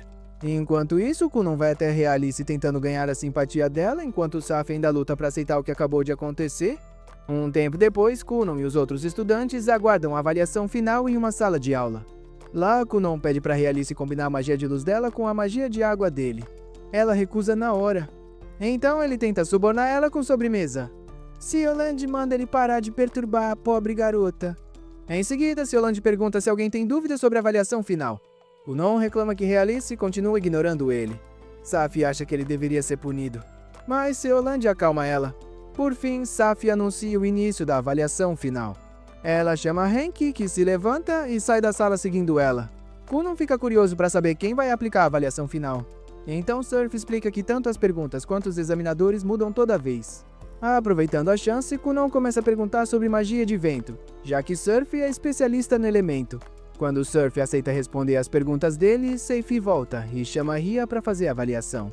Do nada, Kunon lembra que depois da prova final ele vai voltar para casa. Na mesma hora, ele segura Realice e praticamente implora para ela entrar na mesma classe que ele. Um tempo depois, Seifi aparece de novo e leva Realice para fazer o teste dela, deixando Kunon sozinho com Surf. Sioland, curioso, pergunta pro Kunon se ele tinha outro jeito de derrotar ele durante o teste, caso aquela guerra de resistência não desse certo. Kunon admite que sim. Diz que também poderia ter vencido diretamente usando uma combinação de erosão com interferência. Surf se pergunta se sua magia do vento poderia ter sido lentamente corroída pela interferência da água, e se em seguida, o restante de sua barreira foi perturbado depois que suas defesas foram penetradas pela magia. Ele acredita que, se de alguma forma ela tivesse alcançado as camadas internas da magia de Surf, poderia tê-la tomado sob controle com facilidade. Como a água tem a peculiar propriedade de atravessar qualquer material, ele acredita que a magia do vento não seja exceção. Depois ele fala que, para ele, a água é o melhor elemento que existe. Mas ainda não consegue provar isso, porque ainda não derrotou o próprio professor Sion. Enquanto fala isso, Kunon começa a andar em direção à saída da sala. Safi, que está voltando naquele momento, se surpreende ao ver ele ali. Ela leva Kunon até o local da avaliação final e abre uma sala que dá para um espaço completamente escuro. Kunon pergunta o que tem lá dentro. Safi então lembra que ele é cego. Ela garante que o chão é sólido e seguro, e até se oferece para acompanhar ele se estiver inseguro. Mas Kunon recusa ajuda e entra sozinho. Lá dentro ele ativa o olho mágico para analisar o ambiente. Só que tudo que ele vê é uma escuridão infinita. Ele deduz que provavelmente está em um espaço aberto, como se estivesse sob um céu noturno cheio de estrelas. De repente, a voz de uma velha ecoa pelo local. Kunon se surpreende quando 7 figuras aparecem do nada. Ele se apresenta para a velha bruxa, que admite estar interessada nele por ser aluno do Sion. Quando ela se aproxima para observar melhor, Kunon manda ela manter distância, dizendo que já é comprometido. A velha rebate, lembrando que ele estava flertando o tempo todo com a Realice. Kunon responde que só fala com ela por causa da magia, nada além disso. Então a velha provoca, perguntando se ele também vai manter essa cautela com ela, mesmo sendo idosa. Kunon diz que fica em alerta diante de qualquer dama, independente da idade. Só então a velha respeita o pedido dele. Ela pergunta se ele aprendeu algo novo durante o exame. Kunon fica empolgado só de lembrar dos feitiços novos que viu e quer aprender todos. Percebendo o entusiasmo dele, a velha declara que ele está qualificado para a classe avançada. Ela começa a dar conselhos para o futuro, mas Kunon simplesmente comemora a vitória e sai correndo da sala antes mesmo dela terminar de falar. A mulher suspira, lembrando de como Sion ficava animado ao receber os ensinamentos dela. Já o aluno dele simplesmente ignorou tudo. Enquanto isso, do lado de fora da sala de avaliação, Seoland relê a carta de recomendação do Sion. Na carta, Sion afirma com orgulho que seu querido aluno é um gênio 1 em 1 milhão, alguém que vai superá-lo no futuro. Depois de ler, Seoland sai e vê Rin escoltando Kunon de volta para o quarto. Ele lembra das palavras de Sion, que acredita que Kunon tem potencial para se tornar o lendário feiticeiro azul. Enquanto isso, naquele espaço escuro do exame, a velha Grey Robe reflete sobre o olho mágico do Kunon. Mesmo com toda a idade avançada e experiência absurda que tem, foi a primeira vez que viu um feitiço tão único assim. Ela sorri, ansiosa para ver todas as coisas novas que um talento brilhante como ele ainda vai mostrar. Esse foi o fim do episódio 7. Se inscreve para não perder o próximo.